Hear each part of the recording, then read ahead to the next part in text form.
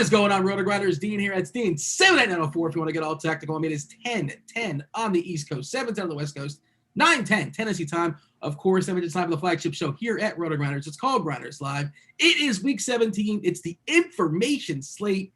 And who better to bring the information than one cousin Eddie, Grant Neiford. What's going on, dude? How are things out west there? Hi, neighbor. End of intro. So do you want to explain what's the deal with the hat? I mean, is this an homage to Christmas Vacation? Is that what's going on here? No, it was the closest hat when I was getting ready. That's pretty much the end of it.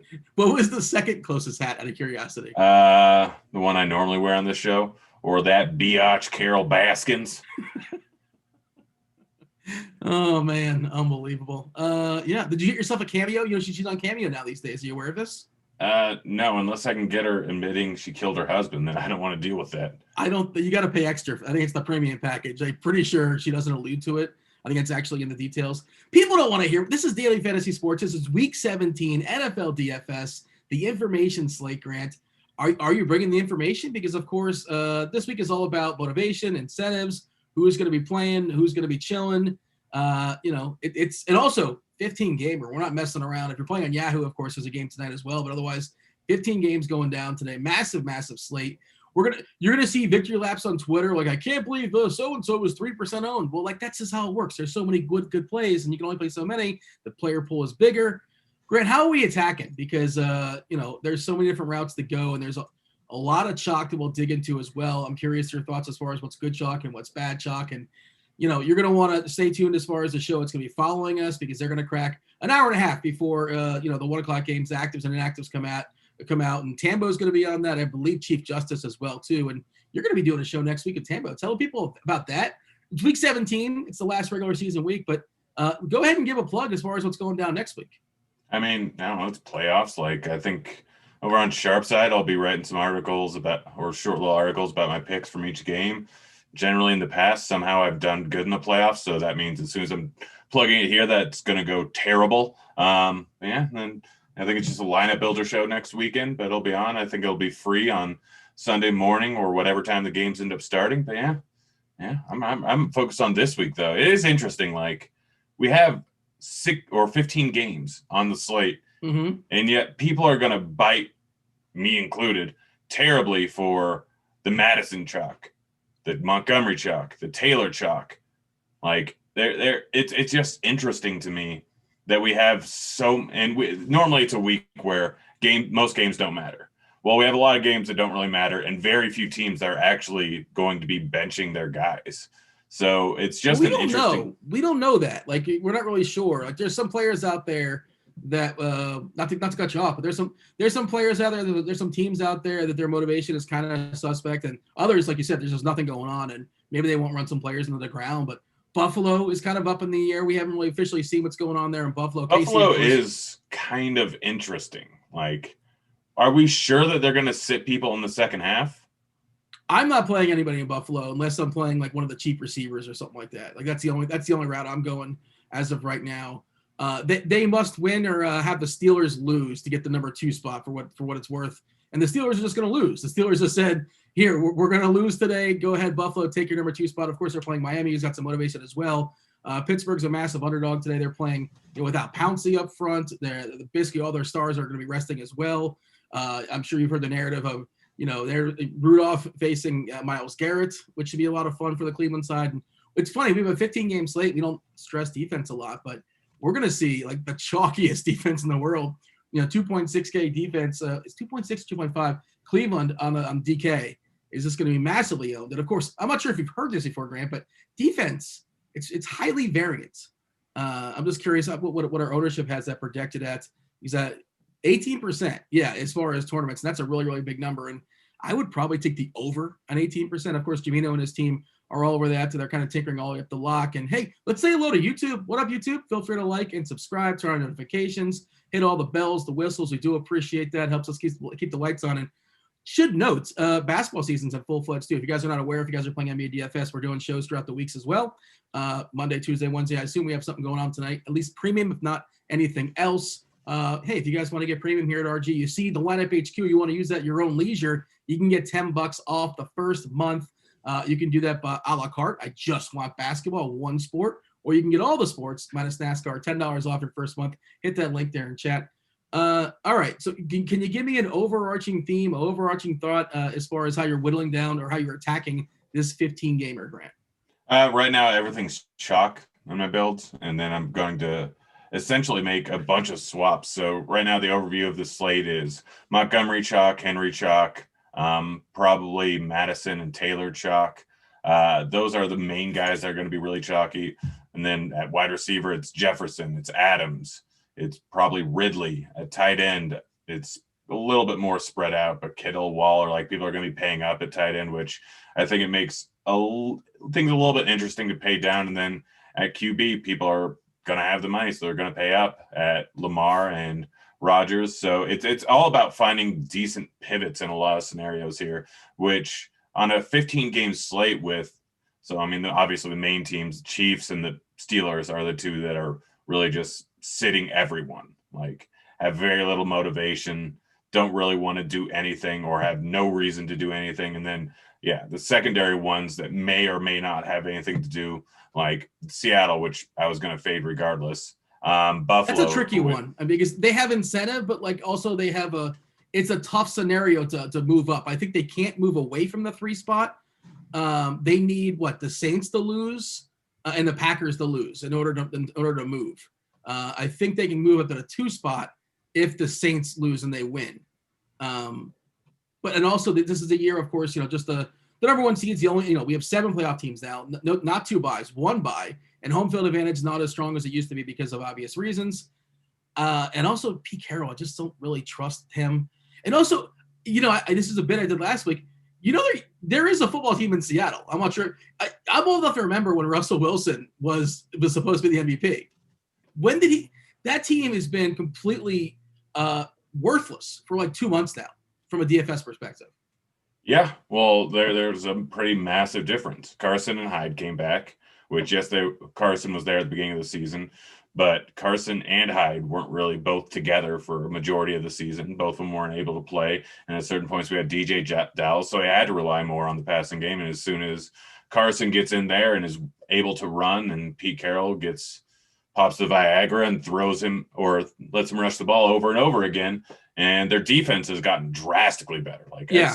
It's so weird to me that they still think they're the number 1, like, in terms of fantasy points given up to opposing wide receivers or quarterback or both, even though they've been the best team in the league versus the quarterback and the wide receiver over the last 4, 5, 6 weeks. Like, Adams makes all the difference in the world, and so does Dunbar. Having a pass rush, which Adams still comes off the outside every once in a while, really changes things around and has drastically made their defense better. Yes, part of it has been just their matchups to beat up Kyler Murray, the Giants, the Jets, all that stuff. But realistically, this defense is above average now by a decent margin, and it's why Carroll's just all right, I just want to not turn over the ball, keep the game close, and then have Russell Wilson win it in the end if we need be, which is not a smart strategy that he could just get up by 30 points. But it's neither here nor there. I'm not an NFL coach, and Pete Carroll has been to 2 Super Bowls and 6 national championships. I know that's one of those Super Bowls ended really poorly based on a poor decision. Yeah. Thanks for reminding me, Dick. Too soon. General thoughts. You want to stay on teams that are motivated. The Chiefs, not so much. Although there will there's depending on reports out there. They're talking about Bell is probably going to be available but barely play. This could be a Darwin Thompson week.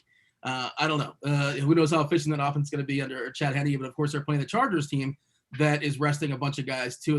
They're without a lot of their star players, but star defensive players. All right, so Chiefs not motivated so much. I don't think the Bills really are. The Steelers not so much. The Titans for sure motivation. Dolphins, yes. Baltimore, yes.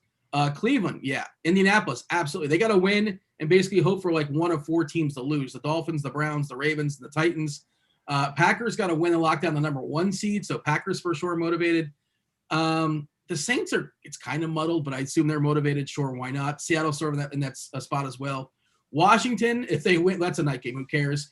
Let's see. Oh, the Rams. They don't have a quarterback. They don't really have a running back. Well, they may. We'll see. Stay tuned. That's a 4:00 game.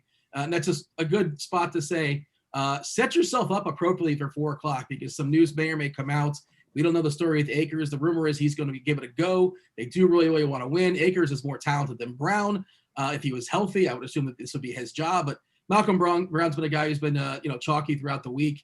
And now I'm a little sketchy on it. And I don't know how much Akers is going to play or is not going to play or is going to give it a go. We shall see. Arizona fully motivated. They're probably going to be with that. Well, Kirk's out. Larry Fitzgerald may or may not go, and which makes me think that I can consider Andy Isabella as a possible dart. I know that's never failed us before, right? He's been unavailable. He has not dressed in the last 3 or 4 weeks or so, but Arizona is motivated, and they are going to be super thin as far as a receiver, maybe even more thin if Fitzgerald is out, or Deshaun Johnson. Those are 2 guys that I'm considering if Fitzgerald is out. All right, let's talk. Let's start talking about quarterbacks. And if you guys don't hear us in the chat, hey, if we don't mention the quarterback you like, it doesn't mean necessarily don't like him. There's always so many guys you can mention. It's a massive slate, but throw some names out there. We'll do our best to entertain them if they kind of pop. I have an eye on chat here. What's up, YouTube? Like, subscribe, turn on notifications, all that good stuff, all the bells and the whistles. Grant, quarterback, where are we starting? I mean, the start is obviously Lamar Jackson. We've already said it. Cincinnati's not good defense. Baltimore has something to play for. They need to win. We look at his stats. We look at Baltimore going up against lots of subpar teams, and they just blow them out of the water. They have one of the largest point differentials in the league, even though they're only 10-5. I think they have the second highest point differential, maybe the first. They actually have a higher point differential than the Chiefs so far this season. It's because every single bad team they play, they end up blowing out against against every team earlier on in the season. The Cowboys, the Jags, the Texans, the Browns the first time. Like, they just blow these teams out. They can do well versus bad defenses, like teams that can't scheme and don't have the athletic ability on the defensive end to stop Lamar Jackson. He just runs wild and does basically whatever he wants. And so going up against bad defenses is a huge plus for him. So he's kind of the guy that we're starting out at. After that, it's Rodgers. They're still playing for the number 1 overall seed. They have to win, I think, or they need both Seattle and New Orleans to lose in order for that to not happen. And so because of that, they're definitely trying to win this game. It's going up against Chicago, who doesn't need to win the game in order to get into the playoffs, but they most likely will have to. I think a few different things has to happen in order for them to get into the playoffs if they end up losing this game. So it's Rodgers and Lamar, the 2 guys up at the top that people are going to immediately go with, and I'm more apt to take Jackson than I am Rodgers, although Rodgers makes it super easy pairing him with Adams. So outside of that, I see Cousins popping a little bit in terms of ownership. Tannehill, even though most people are going to be playing Henry with Tannehill, they're expecting a full-on route going up against Houston, which makes sense with them having a 30 implied team total, 31 implied team total now. But I'm not sure if those are the best moves. Where I'm really looking at a quarterback is disgusting, and I'm not happy about it. Oh, is it the guy you said a pre-show? You weren't really being serious. I know you golfed. I think that he's a little bit viable in GBPs, but Drew Lock's the main guy that I'm looking at. There was a different Drew you mentioned, though. Yes, we'll talk about Breeze as a tournament flyer that I'm still not really happy about. You mostly can change it. I mean, I mostly wanted to talk it over with you, who just keeps crapping on it, which makes me think that it's actually a good play because you're never right. But yeah, Drew Brees. First of all, Ty Montgomery used to be a wide receiver. I don't know if you remember this. I do. But yeah, it's not the Saints want to run the ball. Are they really going to want to run the ball with Ty Montgomery? They're going to run with Taysom Hill. Yes, they will run the ball with Taysom Hill. I'm sure they'll put him in for a few packages here and there, but he can also receive the ball. They're probably going to, because they're think about how they're going to scheme things. Taysom Hill might be in there, but is he always going to be in there without Drew Brees? I don't know. I don't think so. They might do a whole bunch of different weird, quirky things on offense. Drew Brees has a noodle arm now. He's getting old. He can't throw the ball too far downfield, and he doesn't have great wide receivers. But in the scenario where he does put up 4 touchdowns, 350-plus yards, this offense, even though they couldn't throw the ball downfield, they were, I think, 3rd in DVOA offense with Drew Brees under the helm earlier on this season. He can probably do the same things. I know he doesn't look great and he doesn't do a ton, but it's simply a spot where this is a 15-game slate. No one's going to be on him. He's going to be 1% owned. And you can pair him with a few different wide receivers that offer you massive amount of upside just based on the volume. He can end up with 3-4 touchdowns in this and 300 yards because they're not going to run the ball a ton like they have been in recent weeks with Latavius Murray and Kamara. They can switch up the game plan. Sean Payton's obviously smart enough to put in a whole – this offense is essentially going to end up being the Steelers offense is my guess. Lots of quick – short throws over and over again, which really doesn't set up for a ton for Drew Brees, but he still has a little bit of upside. I think I'm more apt to use some of the New Orleans pass catchers than I am Drew Brees, but I think that's Sanders, Callaway. I still think I had an 80% snap share in the last game or 90% snap share in the last game. Like there's different guys that are all super cheap that I think are viable for tournaments, but this is more deep field tournaments. Like I'm not using it in a 2,000. That's millionaire maker stuff you're talking about with Callaway, right? Because there's much better options that are 3K, 3-ish K. Yeah. Okay. Just want to. Yeah, I mean Richie James, Keelan Cole, Reynolds are all better options, but Callaway is still going to come. Like, what are the odds that Drew Brees ends up with 300 passing yards in this spot? I don't know, 30%. And that seems slightly high. I'll check to see what the Blitz has to say. Hey, what does the Blitz say? We're spending too much time already on Drew Brees. You mentioned Drew Lock, and I can't besmirch him too much because I have a way uncomfortable amount of Jerry Jeudy currently. I'm buying into what happened last week, and Jerry Jeudy had a horrific game, despite the fact that I think on paper his stats were good, but he just dropped a bunch of balls. But theoretically, those guys have to believe that they're the tandem going forward the next year, and they want some momentum going the next year. So. And it's also they're facing, that Vegas team.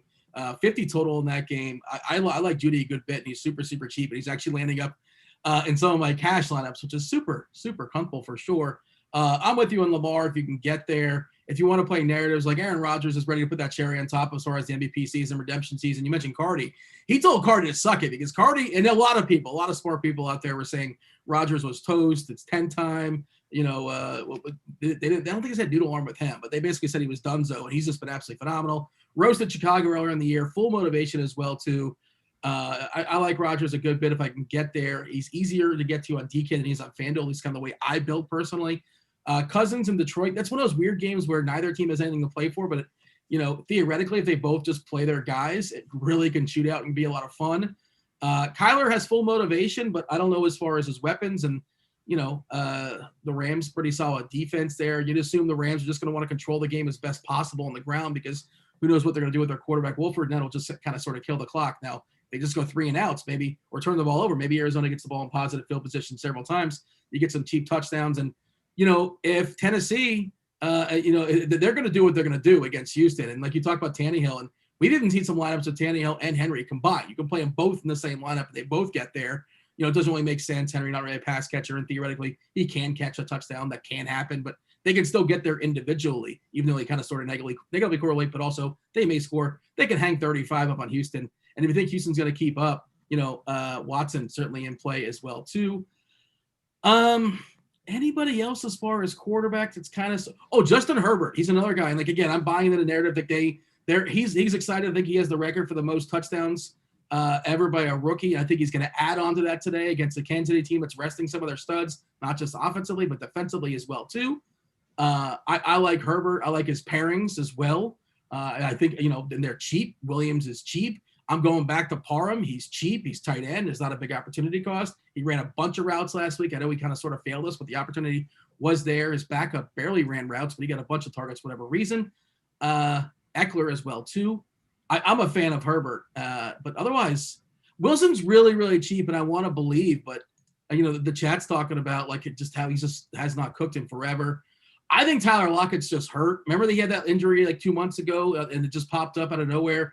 He's done nothing for 2 months. I feel I have no idea. I'm not privy to the doctor's report. I feel like he's nursing an injury of some sort. If you're going to play Russ, maybe pair him with DK Metcalf and go absolutely nuts. I'm rambling on too much. Are you talking in the chat? What's going on over there? I see you typing away, clicking away. What are you up to? No, I wasn't doing anything. I was just listening to you ramble on forever. I gave the goods, though. That was nonsense. That was good stuff right there. That was a good clip. I mean, it was stuff. I don't know if good's the words right word. Words were said. Yeah, no. Yeah, I'm trying to figure out where to go off the board here. Drew Lock, the fact that he's only projected at 2.4% ownership, we all gave all the reasons why. Plus his pass catchers, like none of them are expensive. Judy's, I think, is the most expensive at 4.4K. What's his name? Hamler's out, so that means that he's essentially going to have 3 guys that we know he's going to go to, maybe 4. And they're all super cheap. So we're going up against the Raiders, who have given up the 4th most points in the league to opposing offenses. We've seen Drew Lock look terrible at times, but then also look great later on in the game when they have to pass the ball a ton. I think that him or Melvin Gordon are easy plays on the slate where they have one of the highest projected total games. It's only a 2.5 point spread. So that's one of the spots. Another spot, like we talked about teams with no motivation. Kansas City has no motivation, but they still have Andy Reid as the offensive coordinator / head coach / he wants to do everything on the offensive end, and he's a genius. Why aren't we looking at Chad Henne at all?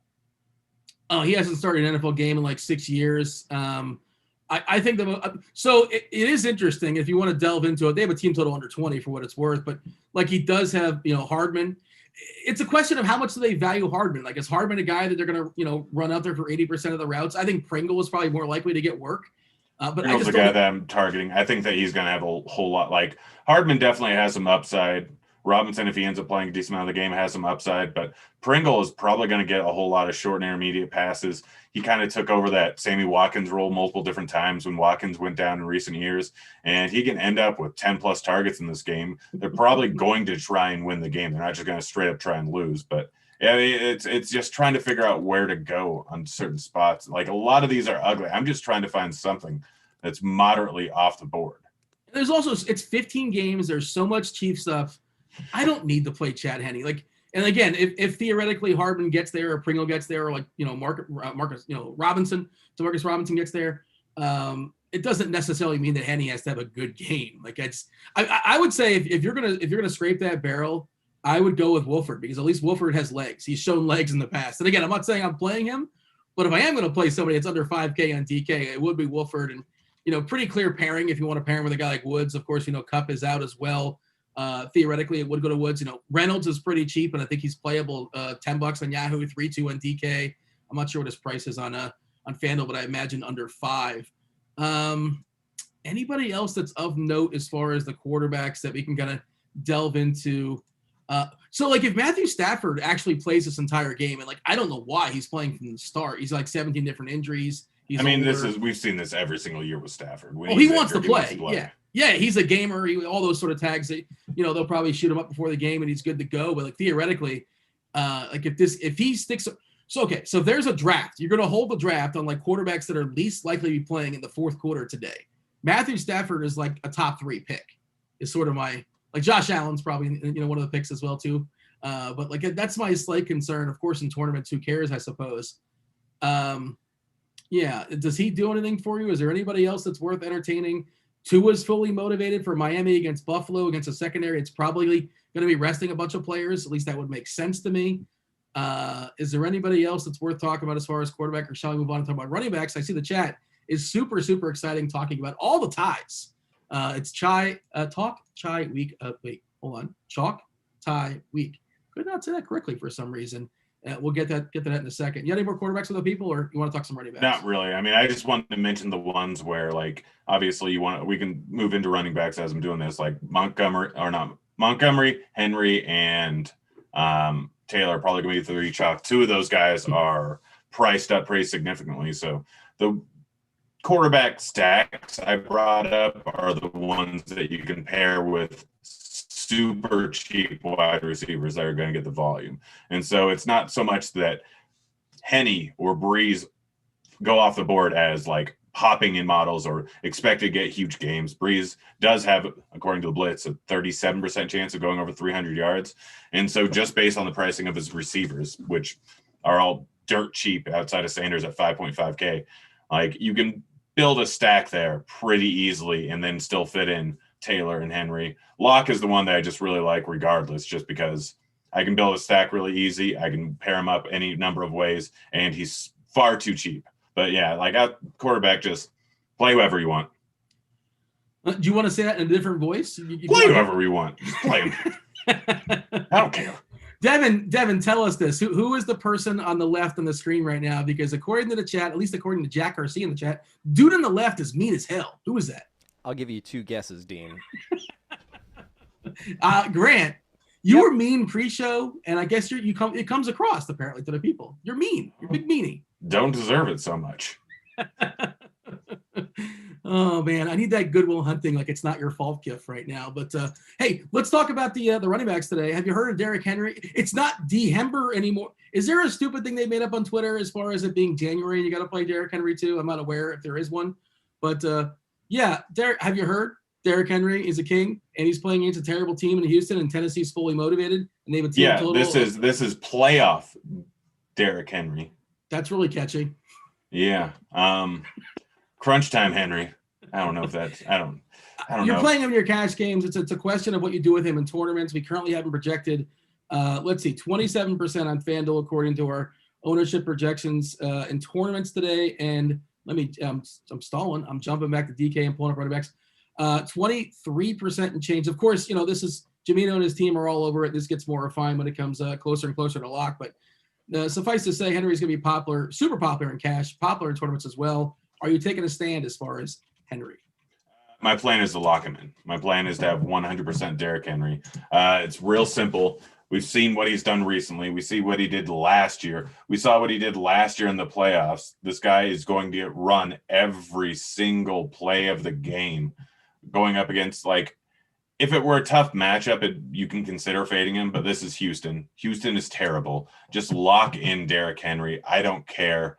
Like, there's not another guy that has the potential to put up the game that he can put up. I mean, we look at the most expensive running back outside of him. It's David Montgomery at 7.7K. So there's not a direct pivot to something like Cook, something like CMC, where we know that they have the ability to put up 35, 40 points. So there's a game theory aspect to it. This is just Derrick Henry is probably going to come in under 40% owned, which is a threshold where I would not play him. So under 40%, there's way too many cheap options out there. There's not a ton of scenarios in my mind where the optimal doesn't end up having Derrick Henry in the lineup. So it's just super simple to me. You play Derrick Henry. I don't care what his ownership is, but he's not going to be nearly high enough owned. It is interesting because you talk about the optimal is going to spit out, and cash games are basically going to be high-low. We'll talk about Devontae Adams, but it's going to have Devontae Adams, it's going to have Derrick Henry, and then you sort of figure it out with all the cheap stuff. It's kind of sort of opened up. David Montgomery, it's weird. Like, he's in a must-win game for Chicago. He's been phenomenal for like 6 weeks in a row, and like nobody's going to play him. Just worth noting. He's still pegged at 14% ownership. Okay, I mean, I would take the under on that, but fair enough. Maybe I have a bad read. I don't think it's going to be 14%. Chubb's another guy that I think is going to be mostly ignored, and Cleveland's in a must-win situation as well too. But let's talk about, well, it's funny because the chat was talking about the two ties, and then there's Ty Montgomery, of course. He's last man standing in New Orleans, and he's a little uncomfortable, but he's like still minimum pretty much everywhere. So sure, why would you not play Ty Montgomery? At least in your cash games, it's a conversation as far as tournaments. We did talk about, kind of breeze past it as far as that wasn't even a pun with this quarterback being Drew Brees, but his touchdown equity, it was kind of a joke, but not really. Taysom Hill is going to run the ball to some degree. What would you project as far as touches today for Ty Montgomery? My guess is probably around 15. Yeah. Like that seems to be the most likely scenario, is him getting around 15 touches, probably limited in the red zone. Honestly, like I'd say he has the main reason he does have some upside is because of his receiving upside. I mean, I don't know how many plays he has scheduled out in the offense. It was a short week, obviously, for him. He has been on the practice squad, but like they don't really have him practicing too much with the first team offense. So it's just an interesting spot here. I'm more apt to fade him just because there's enough, like, I'm throwing wide receivers in the flex a lot. Like, that's my plan, is where most people are going to end up with two of Henry, Montgomery, Chubb, Taylor. I'm going to end up with two of them, and then instead of throwing Taimont in there, I'll throw a cheap wide receiver in the flex, and that's kind of my way to differentiate, because there's probably 20 different wide receivers. Now that's high. 10 different wide receivers under 4K that can outscore Ty Montgomery. There's a lot of them, yeah, but I would say he's got a higher floor than basically all of them. But if you're talking about ceilings, yeah, because maybe there's a decent chance Montgomery doesn't score today. I love to see what the books say as far as the likelihood of him scoring. And a lot of places have, touchdown odds and things like that. Can you pull that up on the fly? I'm curious if he can get that because, and then you don't necessarily need him to score, especially on DK where theoretically he can catch 4 or 5 balls as well. But again, he also makes things work from a cash game perspective. Ty Johnson is an interesting pivot off of him for the Jets. Frank Gore is no longer this season. He'll be back next year, rest assured. 38-year-old Frank Gore will be back. Absolutely remarkable career. And I imagine, and we were talking about it earlier in the week, apparently he's got a son playing college football, and maybe he's going to play with him in a couple of years by the time he makes it to the NFL. But, hey, this is Daily Fantasy Sports. All we care about is today. Today only. What's that? This is interesting. Taimont over on DK is pegged to score at -134. Yeah, but you can't bet the other side. Is that correct? You can't bet the other side on DraftKings. I believe over on sportsbetting.com you can, but on DraftKings, no. I see. But I just want to see this. On Yahoo, play Taysom Hill, $23. No, you can't play Taysom Hill because he's not a tight end on it anymore. He's actually a quarterback, and you can't play Taysom Hill. You just can't roster him today because he's only going to do so much as far as a running back, and he's not going to throw for any outside of a goofy play here and there. You just can't roster Taysom Hill, unfortunately. Yeah, he could end up with 2 rushing touchdowns, but is that going to get you there? No. No, you can't. It's the same price as no. Unfortunately, if it was like a showdown slate, then he's interesting. But, when he's taking up the only quarterback spot, there's basically no ceiling there unless Drew Brees gets 86 like in the first play of the game or something like that. But other running backs that I think that are worth talking about, we talked about Henry, how strong of a play he is today. Madison, you mentioned Cook and CMC. I think you're just talking about prices. Obviously, those guys are both not playing today. Madison in Minnesota, theoretically, that's his backfield. It's an amazing matchup here against Detroit. How much is Boone going to steal from Madison? I don't know. Abdullah's there probably for third down stuff, maybe a 2-minute drill, things like that. But he's really, really cheap on FanDuel, on DK, not as appealing. That's sort of where I'm at right now as far as the salaries. Where are you at as far as Madison? Madison, I don't have a ton of ownership in him right now. I'm kind of going back and forth on that. We currently have him pegged for under 20% ownership. That seems interesting enough to me. Yes, Boone can come in there and steal a bit of workload from him. He has been injured a little bit, but it wouldn't surprise me at all to see him get 20-plus touches here going up against one of the worst, if not the worst, rush defense in the entire league in a game where they're probably going to be leading. Like Detroit is currently a 4-point dog, but realistically, they're still Detroit and they are terrible. I wouldn't be surprised to see Minnesota blowing them out, but Minnesota also does weird things all the time. So Madison, I'm trying to figure that out. I'll likely be over the field on him if he's 18%. I'm probably going to stick with about 30 to 40% Madison in all likelihood and just roll with it from there, although there's a chance that I end up locking him in at the end. But there's I was trying to find pivots from him pretty much all morning long to get off the chalk, but he's just not looking as chalky. We got Gaskins who's going to draw some ownership, but Zeke is still a guy that we can definitely end up using. He's 6.4K, he's super cheap. Jacobs is the guy that I had. My plan was just to full on create all my lamps, see where Madison's ownership was at, and then if he was going to be heavily owned, swap entirely over to Jacobs. Jacobs is sitting there at 6.2K. Not happy about it, but I'll have a lot of Denver exposure. Don't know how much they're going to actually give him the ball considering they don't have anything to play for, which makes things tough. But he's definitely a guy that can end up with a big workload or swap down to Melvin Gordon, who is the guy in that backfield and one of the highest total games. He's been getting 15 to 20 touches a game for weeks. Without Lindsey there, that's just how it goes. He hasn't scored too many touchdowns or any touchdowns in the last 4 games, but is definitely a guy that has 2 touchdown upside. I wouldn't throw him in my Drew Lock lineups because a lot of him is contingent on him getting a touchdown or 2. Yeah. But he can actually catch the ball out of the backfield. He was a great wide receiver and had multiple receiving touchdowns over in LA, but that could have just been because that was Rivers. And so it's tough trying to figure out where to go from Madison. Madison grades out as a fantastic play, and at his current ownership, I like him a lot, but you can swap over to Zeke, Jacobs, Gordon pretty easily if you just want to get even lower ownership with similar upsides. You mentioned Zeke. It's worth noting the Giants and the Cowboys, they play that 1:00 game. The winner of that game would win the NFC East. If Washington loses tonight to Philly. So Dallas is still motivated, and the Giants are still motivated to win that game. I like Carson as an interesting pivot. You're talking about that in that range. There's no Hyde lurking. We talked about, Coach Carroll wanting to run the ball way too many times, but that's what they're going to do. If Detroit lets Swift go, like if they unleash Swift, I think he's a phenomenal play. I'm a little bit concerned that, why would you run your rookie, your running back of the future into the ground in week 17 of a long season of a game that doesn't mean anything? But if they want to win, and these are interim coaches that probably want to put something on, good in the paper, good in the resume, I imagine he'll get plenty of run. Maybe Peterson comes in and hawks that to goal line touchdown. But I think he's kind of sort of somewhat interesting as well. Who else? Jonathan Taylor. So Wilkins hasn't been playing. And, Indianapolis absolutely must win today. They have to win. They need one of 4 teams to lose, and they're in the playoffs. And they're facing Jacksonville. And, they have it's Tennessee and it's Indianapolis, the 2 biggest team totals in the slate, both over 30 today. I think Green Bay's in that conversation as well, too, if you want to fill out the podium. But love Taylor as well, too. On DK, initially I was going to say I'm going to play Henry, and then my cash on us, Henry and 2 cheapies, Montgomery being one of them. Malcolm Brown, who I feel a little squeamish about right now. He certainly could still be interesting. We don't know. Ty Johnson for the Jets is another guy in the conversation.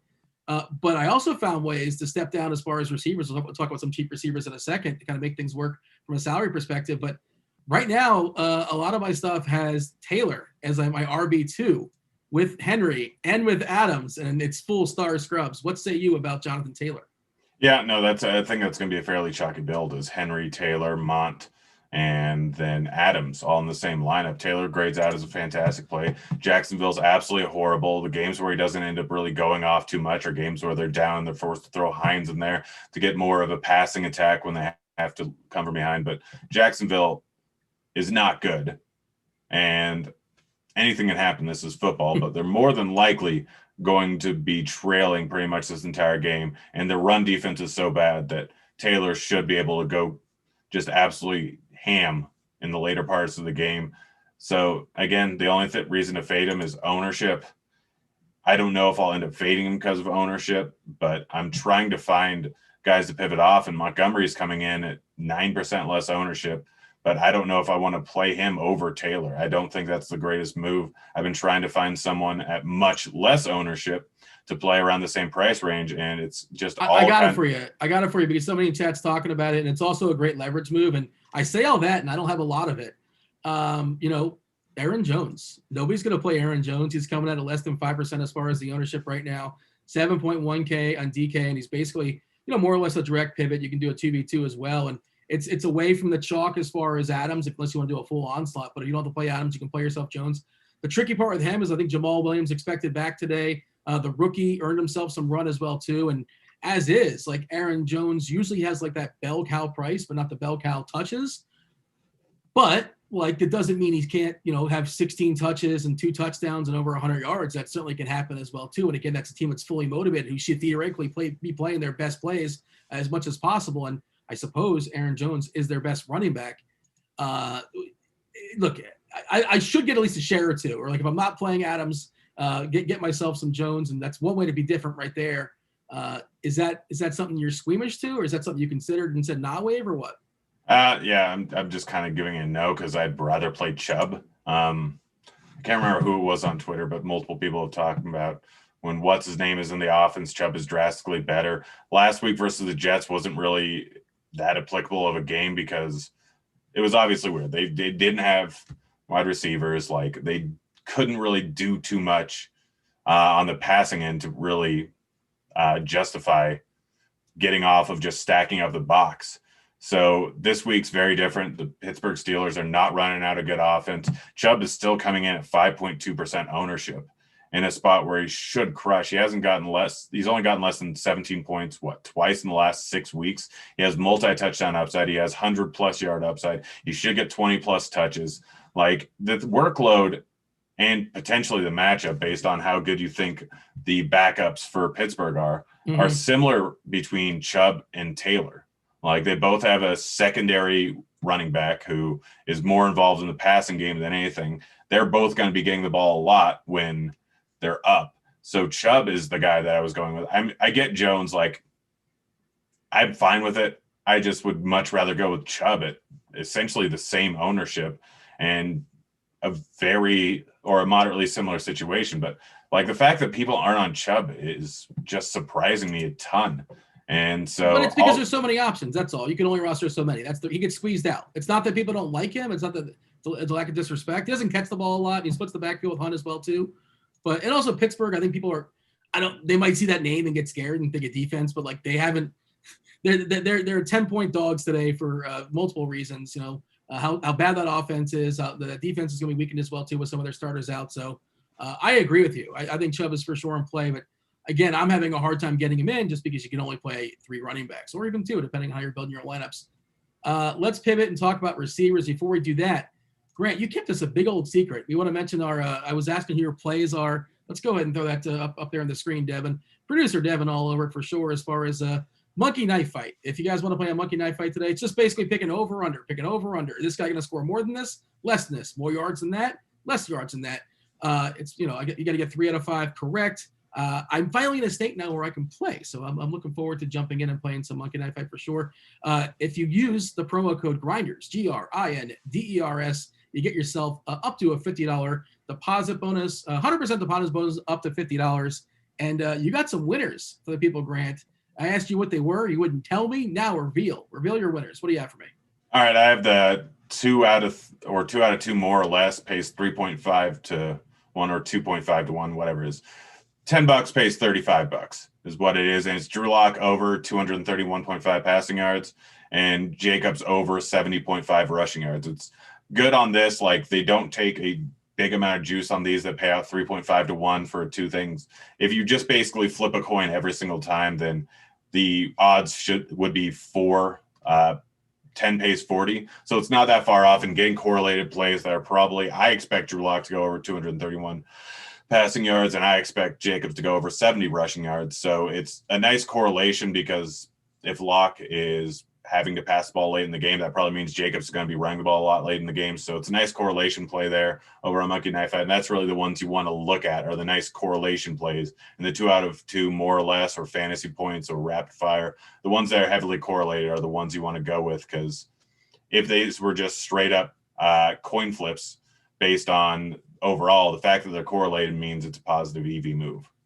We'll do our best to answer some questions in chat before we step aside and turn it over to Tambo and Chief Justice. They're going to be showing off more of the lineup HQ tool. Of course, you guys can use that at your own leisure. Get yourself $10 off the first month of RG Premium. Go ahead and check out that link there. It's going to be dropped in chat on 3, 2, 1. Devin's all over it for sure. By the way, my picks for Monkey Knife Fight, Justin Herbert over 265.5 passing yards. I think he goes for it today. I think he adds to that total as far as his rookie records. He was excited about it. He was talking about it was being a team record. They're super excited there. And I think they extended it against a Kansas City team that's not going to be playing their studs. And Jefferson, another walk down there the street. Justin Jefferson, good segue into receivers. Love him today against Detroit. Putting a bow on his rookie of the year season. It's been absolutely fabulous. It's been incredible. He's got a chance to take down Randy Moss's rookie season record for Minnesota, the all-time rookie season record for receiving as well, too. I think he's off the dome, 110 yards off that. That's going to happen. Over 79.5 yards, that's happening, too. Love Jefferson. Love Adams, too. You can't play them all. There's Calvin Ridley in the middle as well, too. Not really – I guess Calvin Ridley's got an outside shot if he goes nuts to get the league title as far as passing receiving yards this season. I don't know what he needs exactly. I was looking at it last night, but he needs a lot, and it depends upon if Diggs plays or not, or how much he does or does not play. What do you have for me as far as Ridley, as far as Jefferson, as far as Adams? I assume we like all 3. Can you delegate your responsibility, your ownership as far as those studs today? I'm playing a lot of Adams. In lineups where I'm not playing Madison or Thielen, I'm playing Jefferson. I'm probably, at least over on DraftKings, rolling out 3 lineups today. 1 will have Jefferson, 1 will have Thielen, 1 will likely have Madison. Other sites, it'll be entirely different. I know on Super Draft, it'll be very different. But on DraftKings, at least, I'm just popping one of them in each of them because I think one of them will likely have a big game, and it's possible 2 of them do, but more than likely it's going to be one guy that blows up. It's been the same thing with Minnesota every single week. I think I would lean heavier towards Thielen if you're rolling out a single entry in big field GPPs because he's the guy that's going to come in at way less ownership. There's this giant thought process that Jefferson is the alpha, and he may be the better wide receiver. He may be getting a higher volume of targets, but Thielen has more touchdown equity, in my opinion, and has similar upside to Jefferson. So just going with Thielen is an easy way to get off the chalkier build, because Thielen's projected to come in at about half the ownership that Jefferson is. And so Jefferson grades out as a better play, but I prefer Thielen. Adams, I don't care. I don't care in any given matchup. I don't care in any given game. I want to play Adams. Just the strict amount of volume that he's getting in every single game and the massive touchdown equity that he gets is just off the charts. He's having one of the best seasons of all time. He may be priced up, but this is a week where we have so much cheap value that he can still absolutely crush. So, yeah. Adams, play him. Jefferson, I'll be over the field, I guess, because I'm only rolling out 3 lineups. Ridley, no problem with, but Tampa Bay defense has been good than bad than good than bad. I'd rather just pay up the extra $700 to Adams because I'm only getting him at 12% more ownership, and he shows his floor is somewhat close to Ridley's ceiling because Adams is just so good. Outside of that, like guys I really like, Mike Williams at 5K going up against the Chiefs. Who knows who they're going to end up playing on the defense end. Mike Williams is the guy in this offense for right now. I know he hasn't shown a ton in recent weeks. He was limited one of the weeks. He was out one of the weeks. But other than that, he's still probably getting around 10, 12 targets because that Allen in there, there's a lot of targets to go around. They want to actually win. I don't know if this is Anthony Lynn's last game, but the players like him. I assume they try and get a win. He's going to come back. Like the speculation is he'll be back. I get the rumor and the so that means that if in that scenario, if Lynn's still playing for a job, then they have more reason to win. If Lynn's not playing for the job, a lot of people in the organization like him. A lot of players like him. So they have a reason to play for that. Plus the rookie record, Herbert's going to rely on Mike Williams a lot. So Mike Williams is the guy, but I have no problem playing Perm, playing Guyton, playing Johnson. Any of those guys are all fine just because Herbert is that good. And both Johnson and Guyton are big boomer busts, and Perm, or whatever his name is, tight end is Parham. I don't know why I want to call him Parham. But Parham is going to be in the offense quite a bit. He's cheap, may end up with a terrible game, but who knows? Outside of that, Sanders, again, New Orleans is going to pass the ball. It's good leverage off of Taimont. All these things, Sanders kind of pops, and Callaway is a long shot wide receiver. Jerry Jeudy, Tim Patrick, and Hamler are all good plays. They're going to be getting a lot of volume in this spot. The Raiders defense is horrible. By the way, I kept trying to find him earlier, and I kept looking for Oakland in there, and it's still 17 weeks Vegas. In. I'm still not used to it yet. It's very strange. Allen Robertson makes a decent GBP play. Samuel, I'm not seeing for a ton of ownership, but he's going to be heavily involved in both the rushing and the receiving game. He could end up with 10 plus rushes here. He's essentially a running back at 5.3K who's going to get the bulk of the workload, and he's going to be split out wide. He could end up with a ton of targets. We saw how Mike Davis was targeted in the passing game. We saw how CMC was targeted in the passing game, and Samuel might be a better wide receiver than either of them. So Samuel's definitely a guy that I'm going to have a decent amount of ownership in. And then lastly, Ricky James, Bourne's in the offense, but we saw him do it once in a showdown slate. He absolutely broke the showdown slate. Yeah, well, that was the COVID week for their wide receiving group. He got 13 targets. 2 weeks ago, he had 7 targets. Seattle's pass defense is good, but James is cheap enough at 3.1K where I think he offers a decent amount of upside. And then Hopkins is 7.9K. Hopkins is in a must-win game. Hopkins has had 10-plus targets in 4 straight weeks. Hopkins is essentially matchup-proof. Hopkins has 30-plus point upside. All this to say, Hopkins is going to be a guy that I'm going to play a decent amount of, trying to get it's one of those builds where you're able to pivot away from Taylor or away from David Montgomery for a guy for drastically less ownership. What are the odds Hopkins outscores Montgomery or Taylor or both? Yeah, I mean, I know. I hope that was rhetorical because I'm reading Killer B is dropping some dimes here. A lot of the Netter Street stuff as far as Week 17, and some people think it doesn't matter. Some people think it does, and the Mike Evans one. I don't know if he has that one in there. Mike Evans needs a what is it? 40 yards for another 1,000 yards, which would be one of the first or second or third people. It's a really, really prestigious list as far as guys that have 1,000 yards in their first 7 years. And the coaching staff openly talked about how much they want to get him at. They got him 180 yards last week. So maybe he only gets 40 and he's done, and he hits that that threshold. But Killer B talking about, hey, hit the like for Killer B if no reason. Of course, he does a podcast here at RG as well for tournaments. Lamar Jackson, 98 yards rushing to reach 1,000 yards on the year. Justin Jefferson, as I referenced, 90 yards, set an all-time record for most receiving yards by a rookie. Aaron Rodgers currently has a third highest season-long QB. Oh, QBR. Come on. We're not doing QB. I mean, you lost me there at QBR. Nobody cares about QBR outside of ESPN. Following receivers need at least 100 yards to surpass 1K for the year. Brandon Cooks certainly in play. Corey Davis, A.J. Brown, both those guys. Interesting tournament pivots if you want to go for the passing game there for Tennessee. T. Higgins and Bobby Trees, who's all alone there. I don't know how good his quarterback may or may not be, but of course we know Cooper Kupp is not playing this evening. All right. Some other cheapies that are worth your favorite Jacksonville receiver. Is it Conley? Is it Cole? Is it Laviska? Is it none? Are you with me, Greg? Favorite cheapie? Sorry. Jacksonville specific. With you. Sorry, Jacksonville specific. Cole, Conley, Laviska, Shenault. It's Cole. It's Cole. If we were to believe the chat, and a solitary tear is going to go down your face if this is true, and this is not surprising at all. According to chat, Schefter just tweeted out that Breeze is retiring after the season. If that's true, it's a weird time to put that out there. But it also, we all kind of sort of knew that, right? I think. We assume that? Yeah. Yeah, it's done. It's done for Drew Brees. Favorite Jag cheapie? Cole. Okay. Let's see. You mentioned also, Callaway. We didn't talk about Josh Reynolds too much, but he's the number 2 guy in that offense. You know who's popping in some optimals is Marvin Jones. He just fits. He makes things work. He doesn't have a ton of motivation. He's got a good matchup, assuming he sticks out there for the entire game, assuming his quarterback is upright the entire game in Stafford.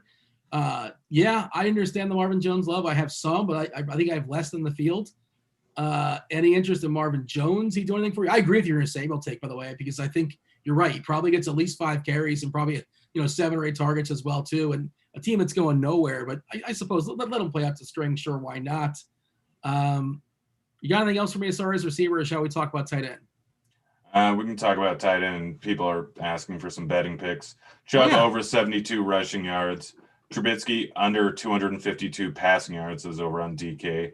Gronk over 3.5 receptions. It's at plus 150 over on DK. That's the best place you're going to find it. Hurst over 3.5 receptions, plus 130. And then let's see. What's this? Total touchdowns thrown by Lamar over 1.5 at plus 110. And if you play over on the DK Sports app or Sportsbook, then you have a 20% profit boost. So you can just throw a bunch of different player props in at 20% profit boost. And long term, you'll end up beating the juice just by flipping a coin. We got Bobby in the chat saying he likes Crowder. Crowder was really good last week.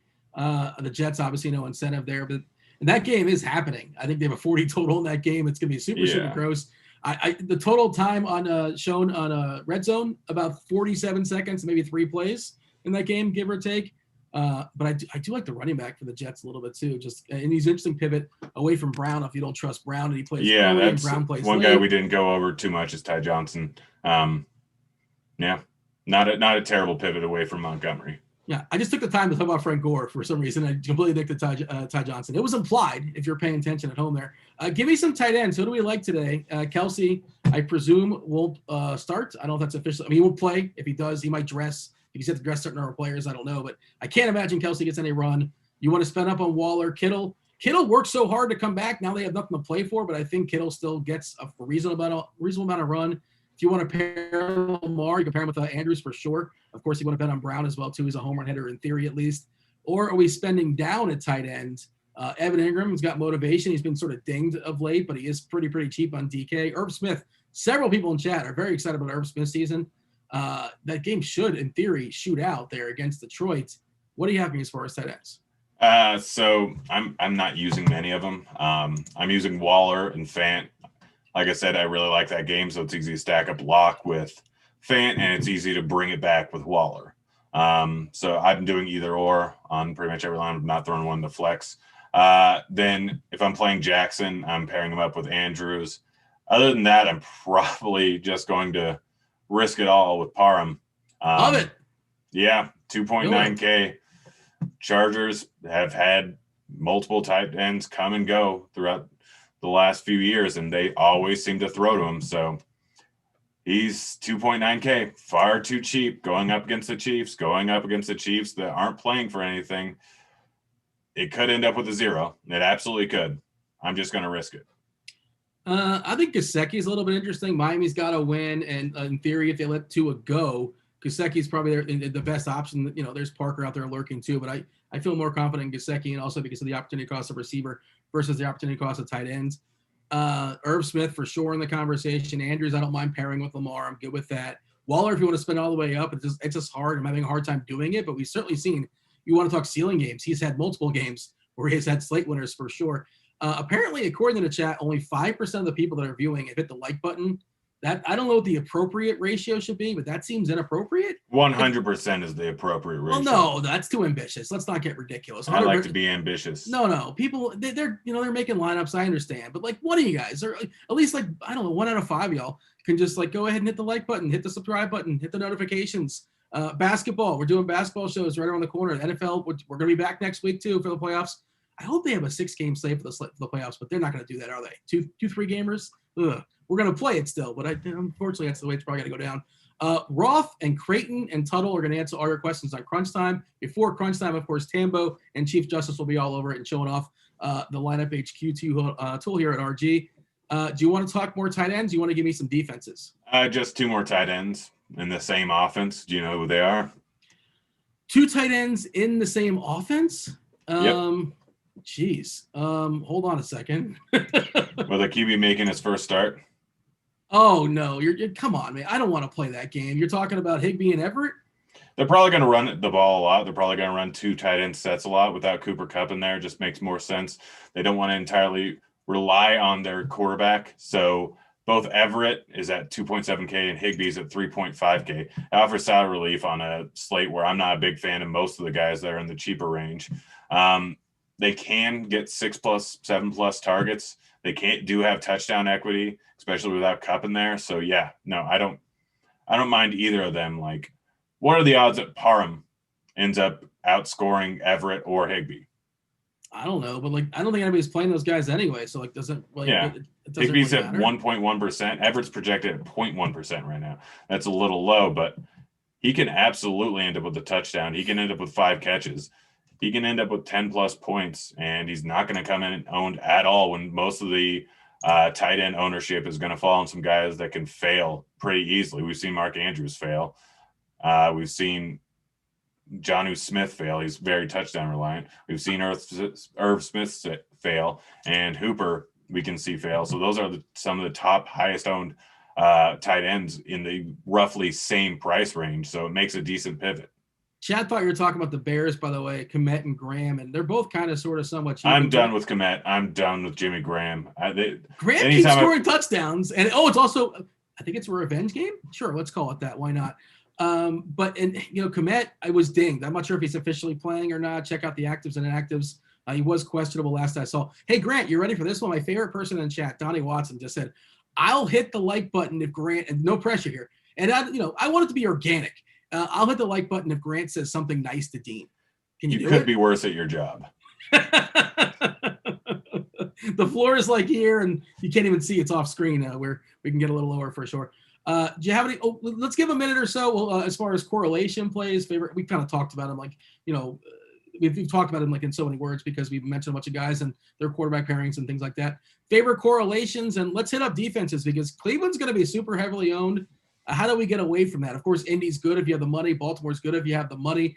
I think the Jets are an interesting punt if you're because New England's I really terrific. like the Jets defense today. Okay. You got any correlation plays? Anybody else as far as defense? We got to get out of here because there's another show coming up behind us. Yeah, it's predominantly lock with Judy or Patrick or Fant or Hamler. Bring it back with Waller or Jacobs. Drew Brees and deep field GPPs with multiple of his wide receivers, just based on volume. But yeah, outside of that, like a lot of the correlation plays are not really there for week 17 because a lot of these games don't really matter. All right, having fun there with the chat. I would love to go back and forth with you, Grant, even longer. Like this is a 15 gamer, can only say so much. If we didn't mention the player you like, it doesn't mean we don't like him. You can't mention everybody. And there's only so much time as far as the allotted show. Maybe stick around, Tambo and Will, Chief Justice, will talk about him. If not them, we have closing us out, taking us all at the lock. Roth will tell you what's going on weather-wise, by the way. Weather is lurking to some degree, I saw. Creighton and Tuttle will answer your questions. This is my last time, to my knowledge, that I'm talking football this season. So I want to thank everybody. If I can hit the like button for those that are watching, I would, metaphorically, because I do appreciate you guys watching. Thank you for watching. And of course, there will be coverage next week. There's coverage after us, but I am pivoting over to basketball, and I'm super excited about that. Grant, say something nice to the people. This is week 17, or say it to me. I'm not that I'm fishing. I like chat better than Dean.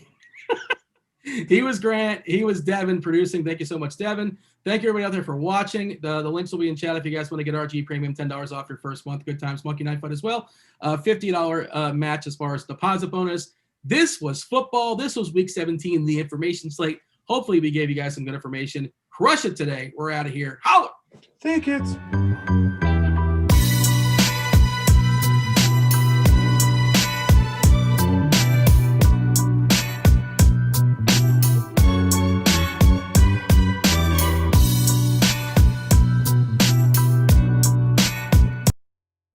Week 17 on the docket, and I'm back with 6 of my favorite plays on FanDuel and DraftKings, including what game I'm stacking up, my favorite value play, and of course, my favorite play of the week. Who is it? Belly up to the Fantasy Barn. Find out.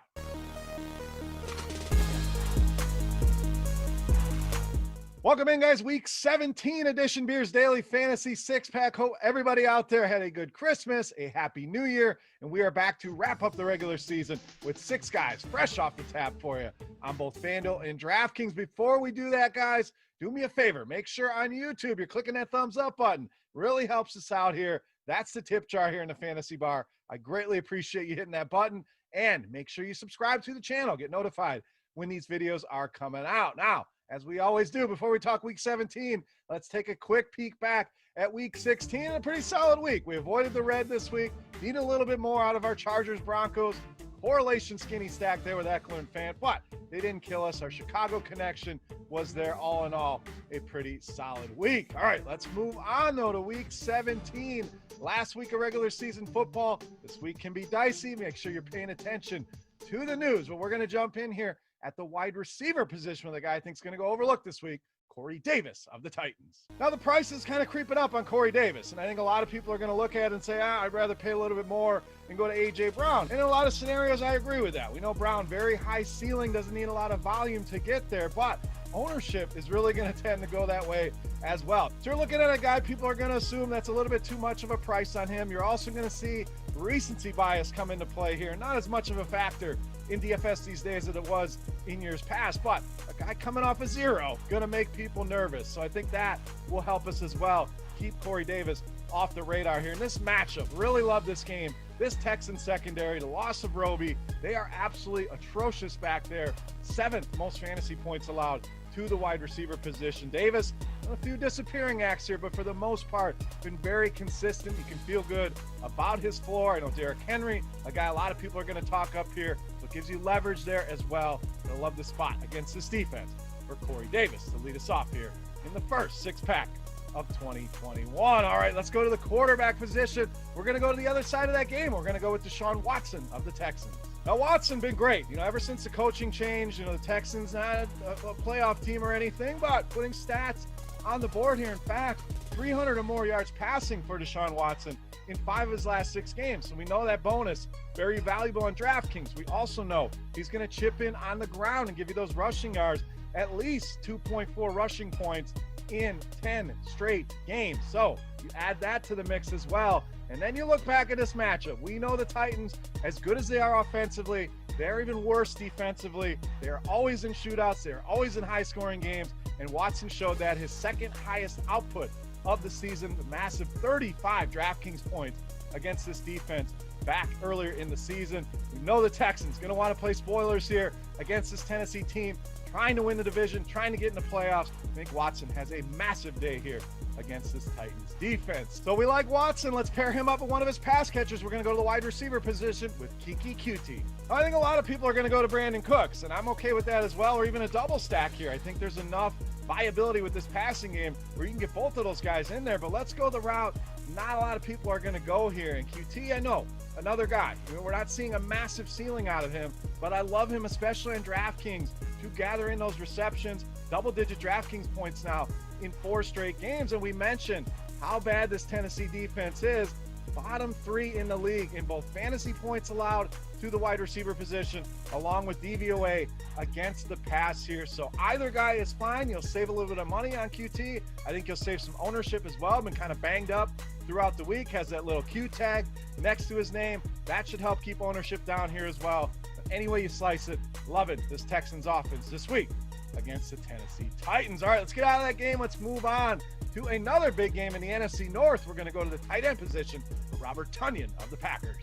So we know the Green Bay offense been electric this season. Aaron Rodgers is back. Devontae Adams been tearing it up. But Tonyan gives us that cheaper access to this team. You know, we can save some money and still get access to a team projected to score a ton of points in this game, even against a tougher defense like Chicago. And Tonyan, simple, a touchdown maker. And we don't have a lot of that at the tight end position. Travis Kelce likely to sit out. So we're missing that. You don't have to compete with the ceiling of Kelce. But Tonyan gives us that touchdown upside. In fact, touchdowns now in 5 of the last 6 games. And guess what? Chicago, this is their weak spot in that defense. Not very good against the tight end position. You got to think a lot of attention going to be paid to Devontae Adams in that passing game. The Packers lose their left tackle, David Bakhtiari. So running the ball may be a little bit harder than they're anticipating. So it could lead to even more opportunities for Tonyan. And like I mentioned, the Bears, not only bad against tight ends, give up a lot of touchdowns to this position. In fact, 3rd most in the entire league, 10 touchdowns allowed to the tight end position. I think Tonyan does it again this week, finds the end zone, easily pays off these prices on both FanDuel and DraftKings. All right, let's go to the other side of that game. A little correlation with running back David Montgomery of the Bears. Now, as a Packer fan, it's hard to have all these Bears in here. You guys are probably sick of the Chicago Bears, as am I, but in DFS, we have to look at what they're doing. They continue to put 30-point games on the board. I think they're going to be able to find success here against this Green Bay defense, who's been better of late, but still, against the run, they are not good. And in Montgomery, been the catalyst here for this offense. 20 or more DraftKings points now in 5 straight weeks for David Montgomery. That also includes a game against this Green Bay Packers defense back in week 12. That was a game that kind of catapulted him to this hot start, 28 DraftKings points in that game here. And I mentioned that Green Bay defense, yes, they're playing better, still 5th most fantasy points allowed to the running back position, a matchup we've been targeting all season long. And if I'm the Bears, I have a better shot at winning with David Montgomery carrying the ball, catching the ball in the backfield, or Mitchell Trubisky unleashing it against that secondary. I think I'm going with the running back here. Even if the Bears get down in this game, Montgomery can be involved in the passing game as well. We've seen many games where he gets a ton of targets there, owns that backfield, a workhorse, and not yet priced like a workhorse. Take advantage here with David Montgomery against the Green Bay Packers. All right, it's time to take a look at my favorite play for Week 17. But before we do that, guys, as always, we're going to thank you once again with our Beast of the Week contest. Absolutely free to play. Just get in the comment section below the video and guess fantasy points for my Beast of the Week on FanDuel. The closest guess will win themselves either a free week of Rotogrinders Premium, a chance to check everything out, or a free Rotogrinders t-shirt. Let's wrap up the regular season here. My favorite play for Week 17, known as the Beast of the Week.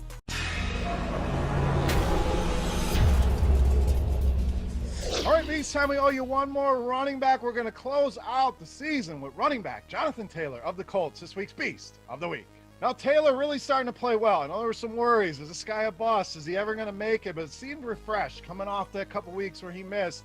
5 rushing touchdowns now over the last 3 weeks. I know he's still in a split with Nyheim Hines, about a 60-40 split looking at the numbers last week, but the touches are there, the touchdowns are there. 2 of those touchdowns came against perhaps the league's best defense in the Pittsburgh Steelers. Now he gets a matchup with one of the worst defenses in the league. We'll touch on them in a second, but the production has been there for Taylor, averaging almost 24 DraftKings points a game over the last 4 weeks. We mentioned the Jacksonville Jaguars, bottom 5 in almost any category you want to look at against running backs, fantasy points, rushing yards, receiving yards, touchdowns. We could go on and on. The point is, Taylor, big favorite here at home.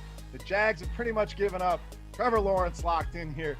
I think you see a massive day out of Jonathan Taylor. Even if this game turns into a blowout, I think the reason why is Jonathan Taylor has a big day. I think multiple touchdowns are going on the board here, making him easily my favorite play for Week 17 and this week's Beast of the Week. All right, guys, that'll wrap us up here for Week 17 and for the regular season, but no worries.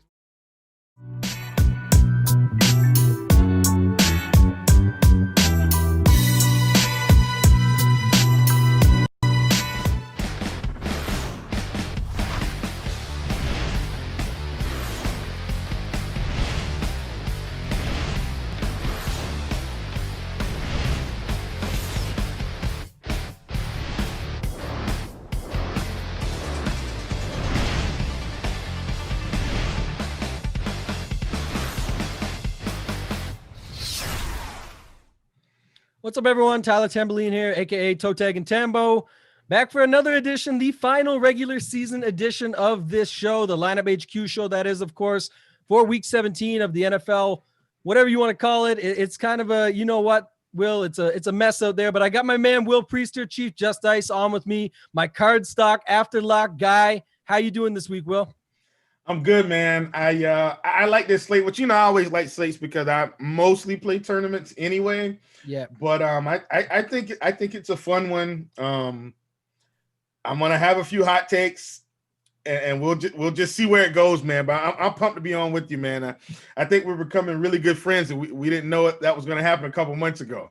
Yeah, that's right, man. I love doing shows with you, and everyone who's watching, stay tuned because when we get to tight end, I was just joking before the show, but when me and Will do shows, we've done 2 together so far for this edition, and he's got the tight end of the year both times. He got the Darren Waller career game. He got the Kelsey game when everyone was on the low end, the low price tight end. So excited for that part. My man got a fresh haircut over there, so he's feeling good about today. Yeah. He's all lined up. So let's get into it, man. There's a lot to talk about. We'd like to talk about other things, but there's so much going on. Week 17, one of those wacky weeks. Everyone joked, hey, we didn't get preseason, but it's almost like we did, right? We got it week 17 here with a lot going on. So just give me your brief overview of sort of what you see about the slate before we get into sort of plays, leverage positions, things that we can do to get a little bit unique and help these guys out with their MMEs.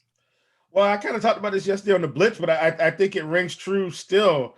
There's a lot of games on this slate, man. 15 games, a lot of players.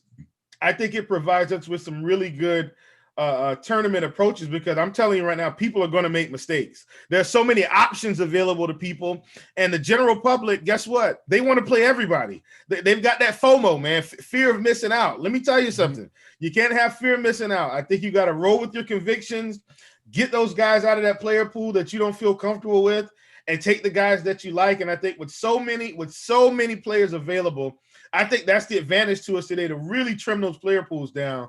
And something we talked about pre-show with you as well. Roll with your process and let it go. Huge slate for football. I think people are going to make mistakes, and let's try to capitalize on it.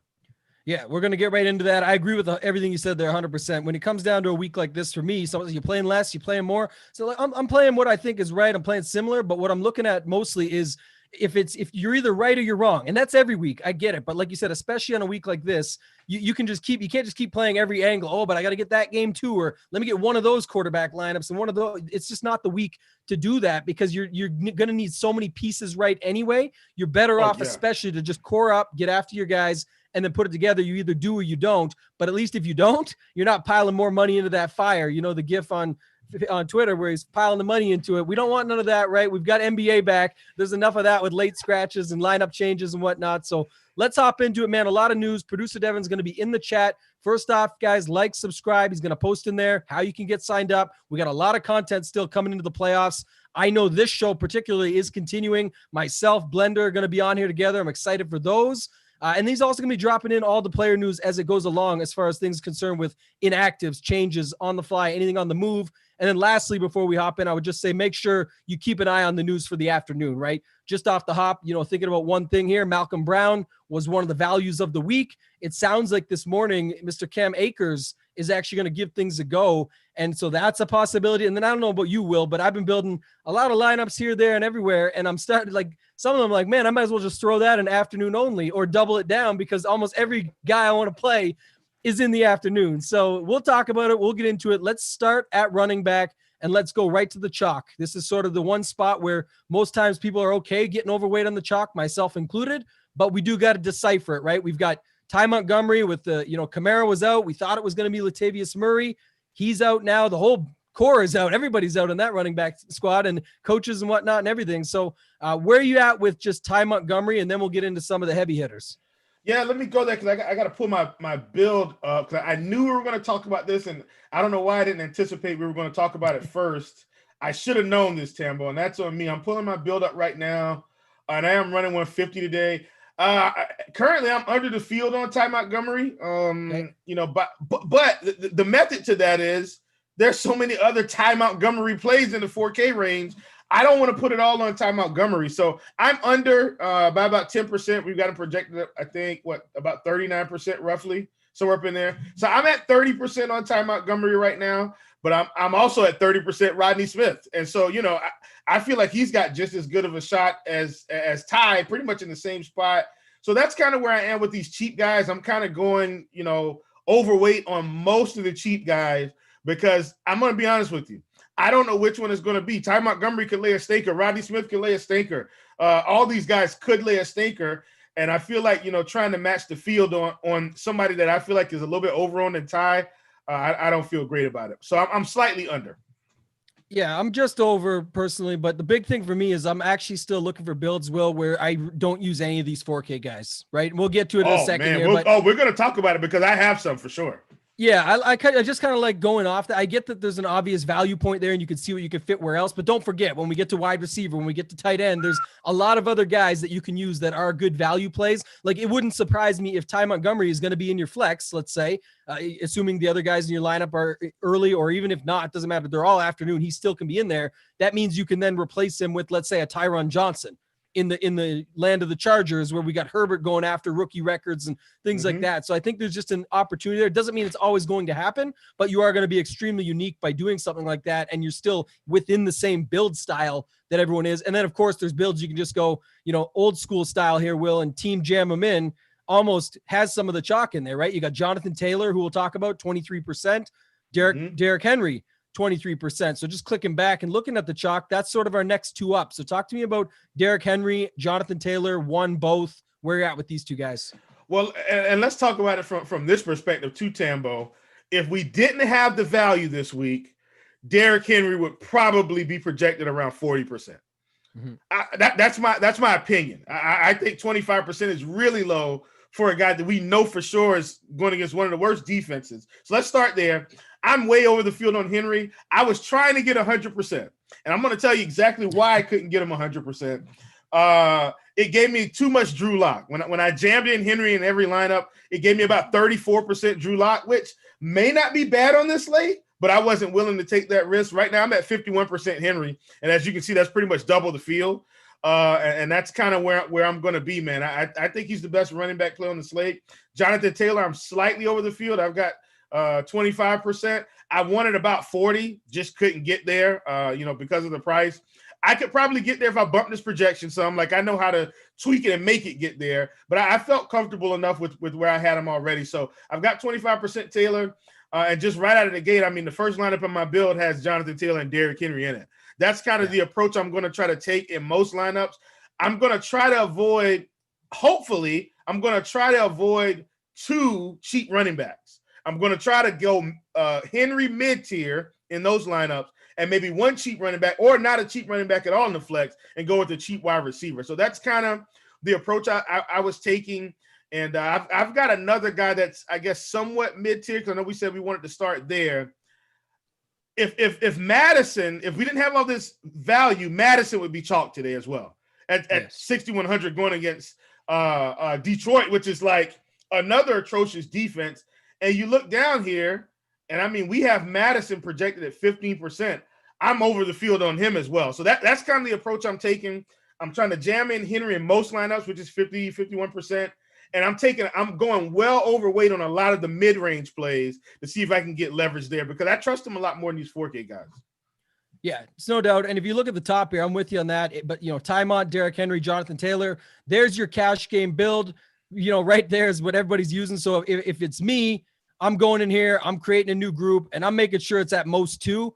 You guys might have seen this before. I've shown you guys in the past, but I'm just plugging in Derrick Henry, Ty Montgomery, and Jonathan Taylor. And even if they are the best plays, like I said, there's so many other ways you can do it. You just swap this here, use at most two players.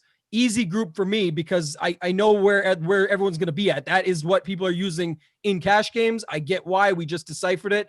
Bottom line is for me, like I said, there's other builds and there's other ways to even stay within those build types that you can get guys at these prices in the flex spot instead. At wide receiver, tight end, whatever you want to do there. And then also, like I said, just other guys you mentioned. We'll get down to that 4K range. You mentioned Madison, who I really like that matchup we've been targeting all season. Detroit just gets slammed on the ground. I do like that. My boy Kirkwood loves Mr. David Montgomery. He says he's electric. Any thoughts there right quick on David Montgomery? He's on I'm over on David Montgomery as well. I'm over on David Montgomery. Trust me. I'm not going to let another week pass by. And I haven't really missed any weeks, but I'm saying, the guy's probably been, let's go with it, the most electric running back in football the past 4 weeks. Now, I'm not going to fade him now against Green Bay at home. No way. I'm taking David Montgomery. 4 of those were the best matchup you could possibly get in the world, but I understand it and I get it. Like you said, I'm not as high. Let's talk about that though, Tambo. Here's another thing I think that's opened this up for him. Bill Lazor magically takes over the play calling, and suddenly this offense can score 20 to 30 points a game. I think that's a big deal. It's helped Trubisky. Like, Trubisky hasn't been terrible. I think the play calling has a lot to do with why he's able to pick. Matchups have been good, don't get me wrong, but I think the play calling definitely has something to do with it. We will find out today once they play the Green Bay Packers for sure. Yeah, and we'll get to those guys. That game's going to be talked about, especially when we get to quarterback, because you just mentioned guy Trubisky, and there's also Aaron Rodgers, MVP candidate, might most likely at this point. I know he's the favorite, but I just don't see any other way it's not him. So we've got that situation we'll get to in a second. I think, the one interesting thing I did note on Montgomery looking back was in all these times, most people would automatically just, put him away from Trubisky, and it's actually been them both going off together, or scoring enough points together to be in these lineups. So I definitely think he's in play. I'm just not as high on him as the rest. We'll flip it around now. We'll go just by price point and tier. What about Nick Chubb? Because I got him marked up here. Do you have any thoughts on my guy, Nick Chubb here? We got injured, not just injuries, but guys out. Pittsburgh is just sort of waving the white flag this week. No TJ Watt. There's opportunity here for them just to run the ball all day. So I like some Nick Chubb, especially coming in at a much lower ownership than expected. And even Eckler right there. This is right in between these guys. So any thoughts on these two in the 7K range? Yeah, man. I told you, I'm hammering the mid-range this week. Why? Everybody's on the cheap guys. I'm just pretty much going to go opposite, and I'm automatically going to have a different lineup construction. So when it comes to Montgomery, when it comes to Nick Chubb, like, those are guys I'm going to have. And the thing that I'm excited about, Tambo, is when guys are this low owned in the mid-range, I don't have to play 30%. Like, I can play 15% and I'm over the field. So that's kind of the approach I'm taking in the mid-range. I'm just getting, 12 to 15% on most of these guys, where they're all projected at 6, 8, 10, 7. And I'm going to be double the field automatically. And that's the approach I'm taking to get a lot of these guys. And same thing with Jeff Wilson. Like, I'm over on Jeff Wilson, by about, him about 7%. I'm at 13. But same thing with, Melvin Gordon. I'm double the field. Like that. That's kind of the approach I'm taking this week with those mid-range guys. Double the field, 15% or so. And that should give me enough to hit the nuts if I have it. Yeah, and there's a couple other guys here I just want to talk about quick. Where's he at here? Mr. Chris Carson. Yeah, so just this morning, Carlos Hyde was announced out. I know they've got Rashad Penny in behind there, but Chris Carson, 6.2K, only 5.9% owned for Seattle there. I got to love that a little bit myself as well. Do you like that play, Will, with Chris Carson there at 6.2K? I do like it. I'm not playing Carson this week because, remember, I couldn't play everybody, so I don't have Carson. But I do like the play. I mean, no Hyde. I think, I think they're going to score some points today. I'm a lot higher in this passing game today from Seattle. We'll talk about that in a second. But so that's the main reason I don't have any Carson. But trust me, I like Carson. I think he's a great mid-range play. And then the chat wants to know, I think it's this game in general, but they want to know about Josh Jacobs at 6.2 as well. And then if you drop down, even in that same game, the other side, what about Melvin Gordon at 5.7? Oh, yeah. I got plenty of Jacobs, plenty of Gordon, just because, I will have some Drew Lock stacks today. So I've got some Jacobs in there. And I think Jacobs had a pretty good game against him the last time. But, yeah, I've got Jacobs and Gordon. I actually like Melvin Gordon a lot. Like I said, I'm well over the field. Well, I'm double the field on Gordon right now.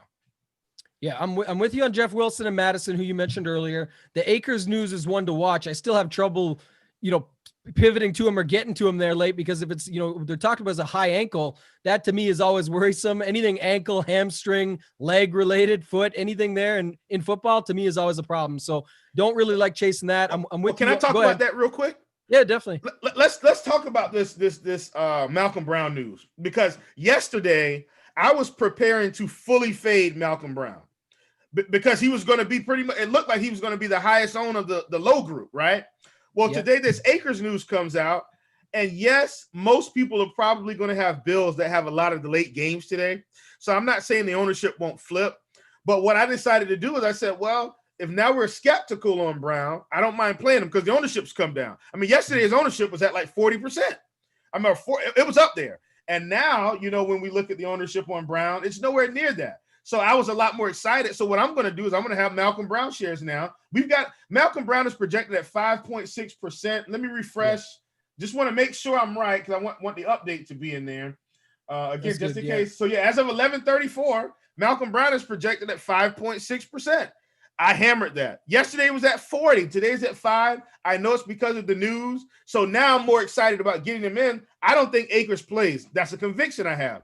I'm not, Ian Rappaport or Shefty, so I don't know. But I'm going to roll with the fact that I think he's not going to play. And I'm going to play Malcolm Brown. And in my head, like you said, even if he does play high ankle sprain, what if he gets out there and some lineman rolls, gives him a rugby tackle and rolls over it? He's coming out anyway. Guess who's going to get the work? Malcolm Brown. So I'm just going to go ahead and play Brown in a normal scenario and roll it from there. Yeah, I love stuff like that, especially a week like this already with that much crazy news, and then you get late in the week a play that was going to be positioned as a lot higher owned. I had him, an expert survey as sort of an optimal possibility, just because if there was going to be no Akers at 4.3K, it was just another value to me that was right there. But now it becomes tournament only. But I think the idea there is simple: is if people aren't going to go that route, then that's a guy that you can still stick with. We just got news that Gus Edwards and Mark Ingram will both be active. So go back up here to the Q tags will go away. You've got J.K. Dobbins that, a lot of people were talking about him as well. I think it now comes down to, what was he at here? 6.7, that's right, 3.7. It does make it a little bit more muddy there when it comes to that situation. Gus Bus on the goal line, that can happen. You've got Dobbins, when they're a 14-point favorite, they should smash here.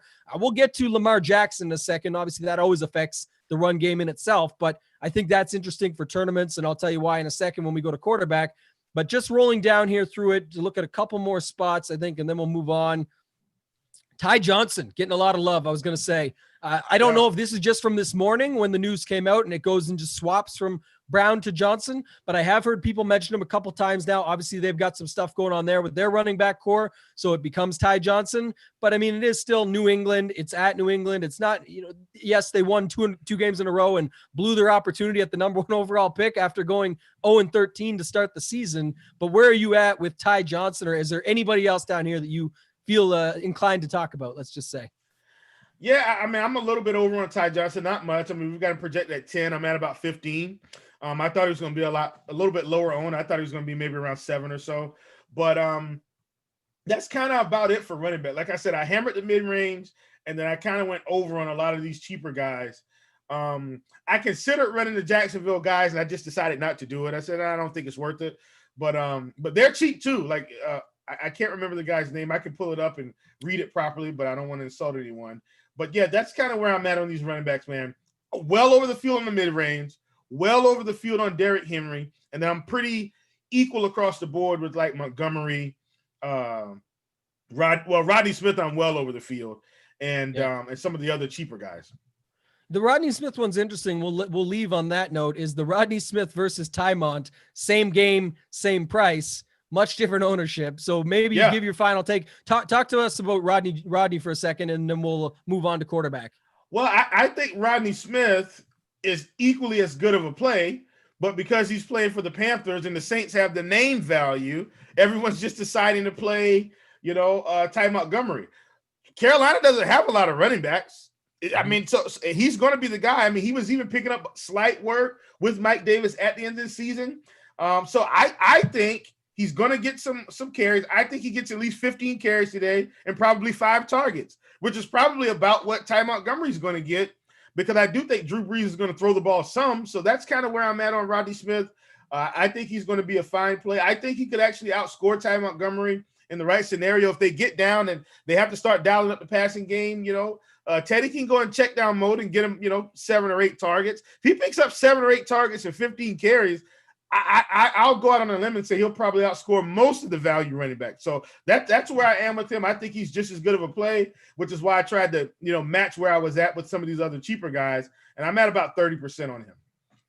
Okay, perfect. Couple more things, just points on that. The chat made one. Curtis Samuel, I do think that's interesting. He obviously gets some work there. They like to mix him in. So I do think that's, a piece to look at. Another one I like the chat brought up was Ty Johnson with the Jets D. We don't talk about a lot of defenses on here, but I think that is an interesting one this week because it's a good transition to go to quarterback and started off about your boy Cam Newton maybe, but a couple more inactives before we get to, I'll leave you with that note.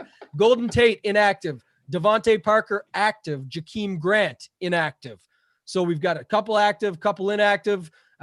Moving it over to quarterback, I mentioned Cam Newton there. Any love for your boy this week? Because, there is a matchup here against the Jets.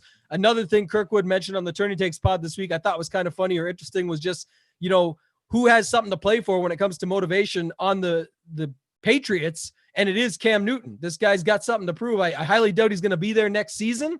Why not come out and just show out one last time, maybe pump that rookie card value one last time, and then maybe end up somewhere else next season? Any thoughts on your guy, Cam Newton? Because he's been a guy you've been on in the card space, but what about here in the DFS space? Yeah, I've played him a couple of times. I'm not playing Cam today just because I've got, like I said, man, I like to keep a condensed pool at quarterback. I'm playing 6 today, and I'm actually uncomfortable. I don't like it at all. But Cam just didn't make the cut. I think there are other guys that I like.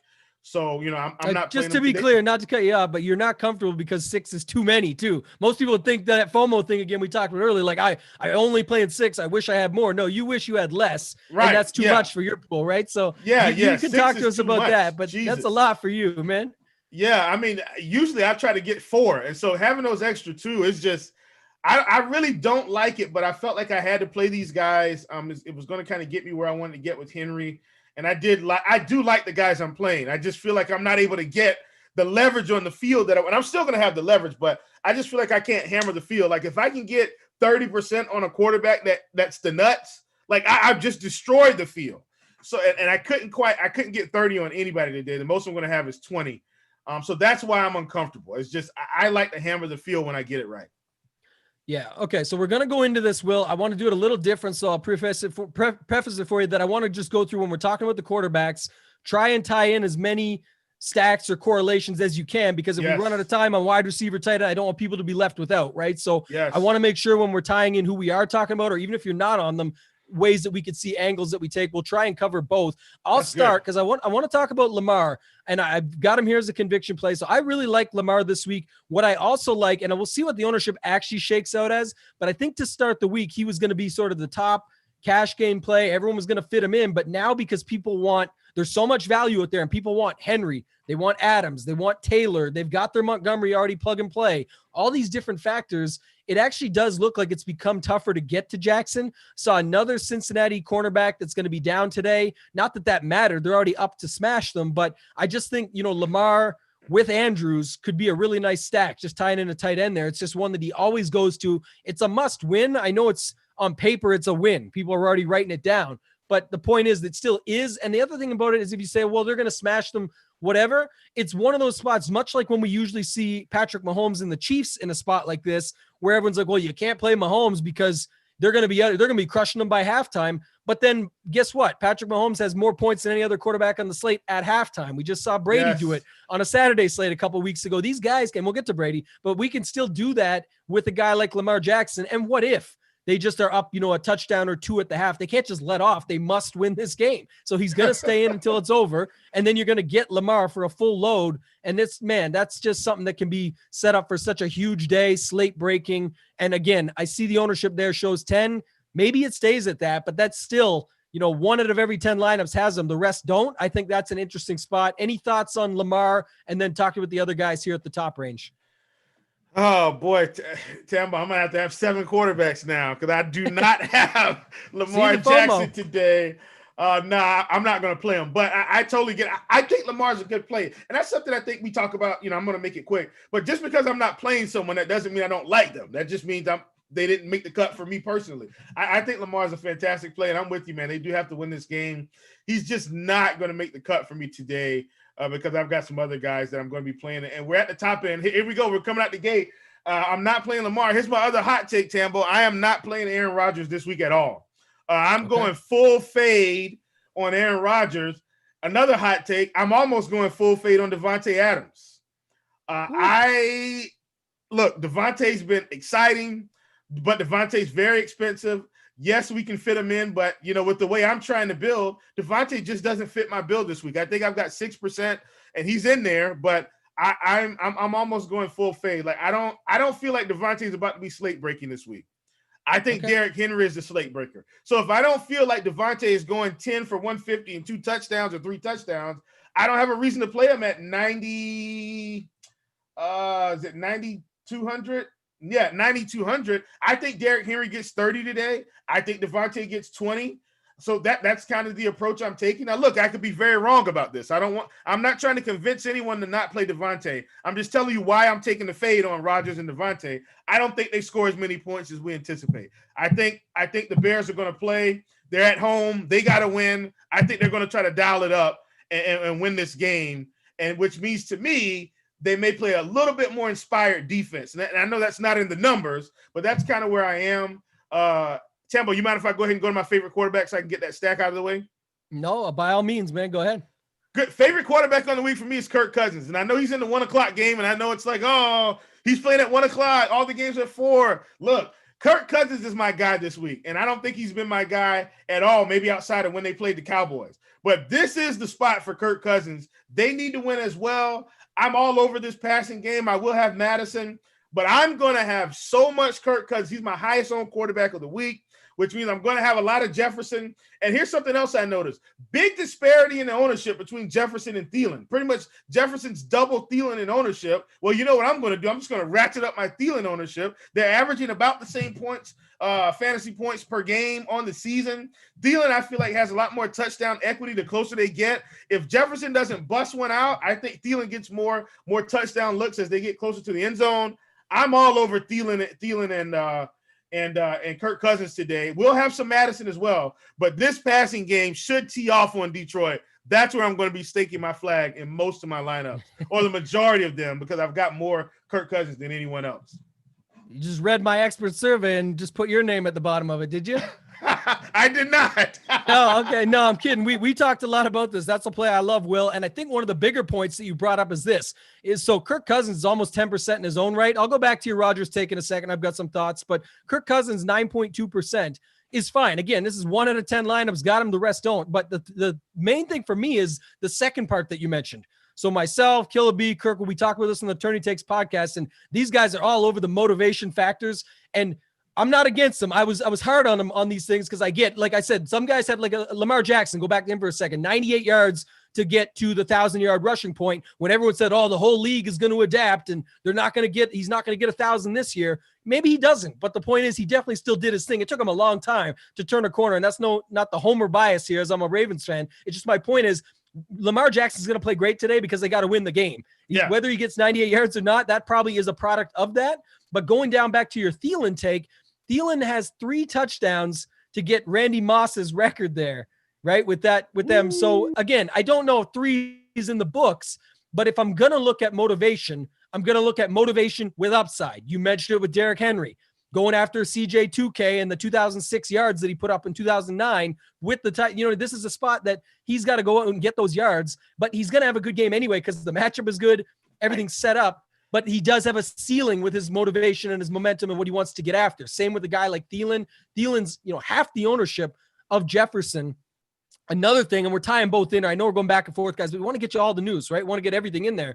If you go here, look, boom, Adams, Jefferson. And so first off on Jefferson, I love him, but I love him in those stacks. I talked about this too. I like Kirk Cousins, Jefferson, Thielen. That's over 50% of the share for what they do there. I get that the Madison matchup is good, but Detroit is just as bad. I also talked about onslaughts in that survey. Like I'm playing all of them together. I'm playing all 4 of these guys and the defense and just saying they're going to absolutely smash them. I know Stafford's going to play through whatever. He's the Iron Man, but at the same time, it doesn't mean he's completely healthy and ready to go and can't just get beat up here. So I look forward to this game. I think it's going to be a good one. Back to your Rodgers take. It was mentioned in the chat as well. And I think you mentioned, a little bit, but the key point here, and people are forgetting, is the left tackle, right, is out. So that's a huge loss for them. Lost him in practice to an ACL, I believe it was. That's a tough loss to have at the end of the season. Is Rodgers still going to get MVP? Yes. Are they still going to put up a good game today? Yes. But like you said, there's an opportunity here where they don't. And one of the things we've known from playing DFS for such a long time is this one right here. When you've got the highest wide receiver at the highest ownership. I can't tell you how many times that has not come through. So again, it's not just a gut feel, or I remember this from a few times in the past. The sample size to me feels extremely large from my history of playing DFS. Are they going to have a good game? Yes. But remember, when Devontae Adams gets you 21 points at 9,200, that doesn't mean he's on the Millionaire Maker lineup or whatever large field tournament you're playing in cash games, in high dollar, low field. If you don't want to leverage up at that spot, I get it. That's where you want to put them in and go ahead with it. But for me, I'm with you. I do think that's a great take for this slate. Did you have any thoughts on Watson or Josh Allen? Josh Allen being a bigger one. Maybe we'll save that for 1 second because, the news there. But anything on Deshaun Watson at 7.7? Yeah, Deshaun's my second highest owned quarterback. Okay, there we go. I knew you had him. He's always in your little pocket there, Will. So what do you got with Deshaun? Talk to us. Well, and obviously it makes sense, right? If I'm this high on Henry, and I think Henry's going to explode, I just feel like it's optimal for me to be on Watson in this passing game. They haven't run it well most of the year. David Johnson's been there racking up big games, but I don't think David Johnson's coming out like gangbusters today. I think Watson's going to have one of those ceiling games if they want to win. You don't think they want to play spoiler alert to Tennessee and keep this team out of the playoffs? I think Watson's going to play big, so I really like him today with this passing game. Newsflash: Tennessee's defense isn't great either, so this should be somewhat of a back and forth affair. I do think a couple of Tennessee wide receivers are going to get loose and maybe catch a long touchdown or two, but I think Derrick Henry gets his 180, 200 yards, 2 or 3 touchdowns. And I think Watson just has to keep throwing that ball if they want to keep up. They're at home. The coach already said maybe if we're up by 50 points, we'll take Watson out of the game. They're not going to be up by 50 at halftime. Sounds to me like Watson's going to be playing. I like the spot. Yeah, I always say this too, but it feels like Watson, especially when people are on him or even talking about him, it's always such a failure out of the gate, and then somehow he still ends up with 25 DK points because he's better coming from behind. And if you truly believe it, and I do and you do, that Derrick Henry's going to have himself a day, that automatically forces Deshaun Watson into catch-up mode and time to get it rolling and find guys. And we've got some good plays there. Akins at tight end, Brandon Cooks at wide receiver. There's guys that you can use with them. Hansen has been doing some stuff for them. I like Hansen today. I do like some Hansen. There's some guys there that you can use, man. So I do like those stacks as far as Watson is concerned. The Josh Allen one, just to touch on briefly, because I think there's some contradicting news out there. I saw this morning some stuff around, they're going to try to win this 2 seed no matter what, unless they're up huge early or unless Cleveland is smashing the Steelers, then they know, then they might start taking these guys out. But otherwise it looks like there's going to be a go for, and we knew they were active. It's going to be Diggs and Allen that I'm talking about here. But I'm just trying to say the second report says that they're not likely to give them longer. And it could be like last year where Allen ended up getting like 7 snaps and they pulled him, right? Just don't need him. Don't care, whatever it is. So do you have any thoughts on that, or what's your angle from that? Yeah, I mean, listen, from a tournament perspective, if I only had 4 quarterbacks, I might have played a little Josh Allen and Diggs this week just to see, because, we have uncertainty on it. And obviously you could have leverage in tournaments, but I think I've got enough other guys. So I'm going completely fade on all the Bills. I'm not playing any Bills this week at all. I'm going full fade. I'm not playing Gabriel Davis, Isaiah McKenzie, none of those guys. If they run off and score 200 yards and a touchdown, great. I just won't have them. But that's kind of what I'm doing with the Bills.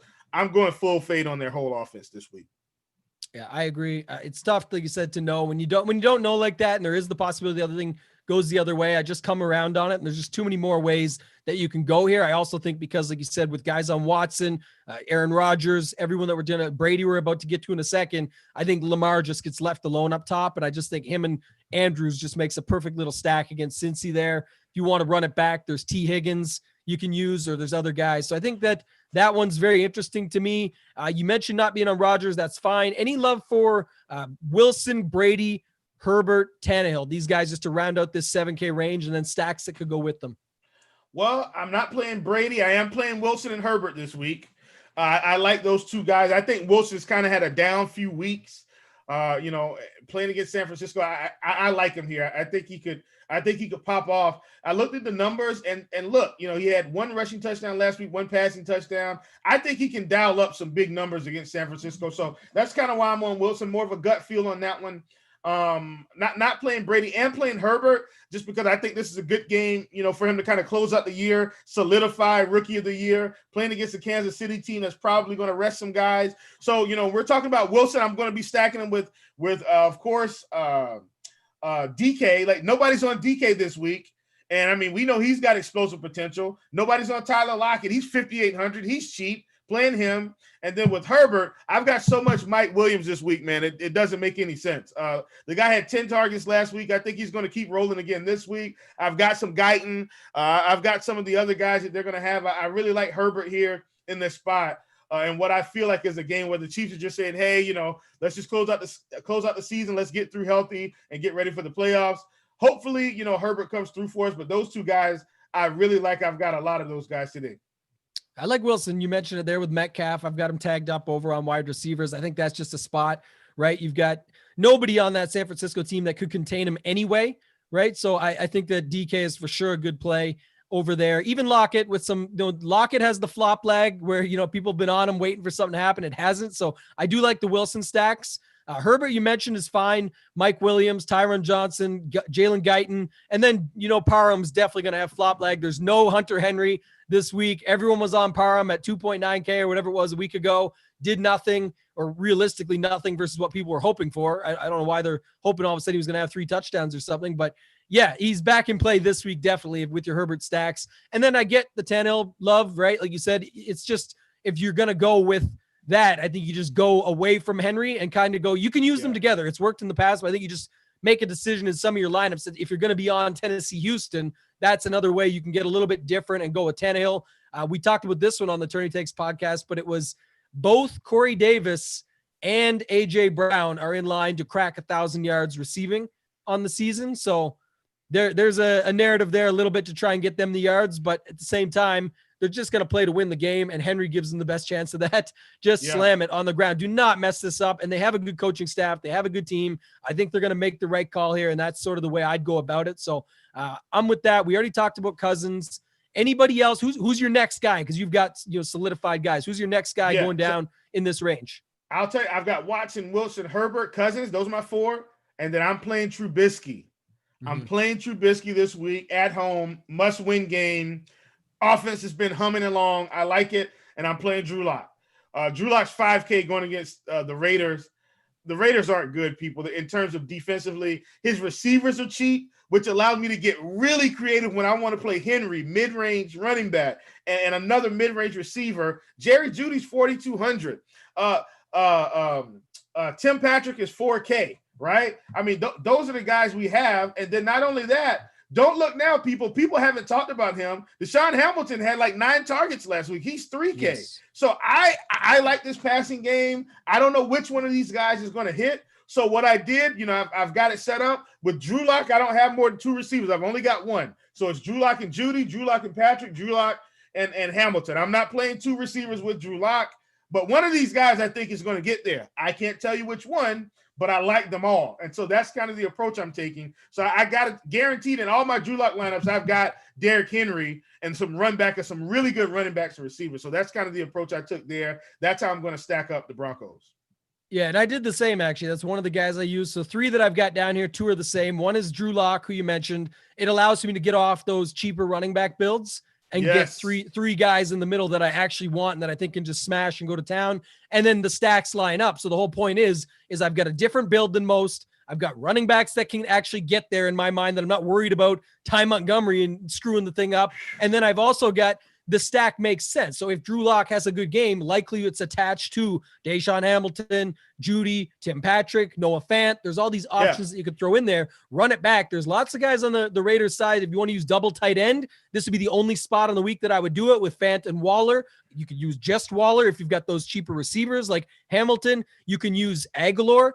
And that leads me to my next guy. I won't go more on Trubisky. You already mentioned him. There's Allen Robinson. There's we'll see about the news here. I didn't double check yet on Cole Kmet, but if not, there's Jimmy Graham there against his old team, the Packers.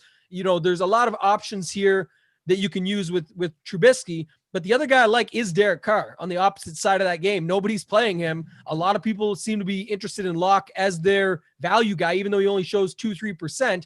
The point is that most people are on him instead of Carr. And the Carr side of that game is Aguilar it's Waller, and then use one of those cheap wide receivers to run it back, or use Melvin Gordon to run it back. So I definitely think that one is another way you could go. And then the chat, go ahead. Well, let's pause right there because we've been waiting on this tight end call, and you got it. It's no surprise. It's Darren Waller this week. Full steam ahead. I'm at 30% Darren Waller. Look, if I'm on this game, right, I can play. Think about this, people. I can play Drew Lock and a cheap receiver, what I would consider to be probably the highest upside tight end on the slate in Darren Waller, and I can still get Derrick Henry.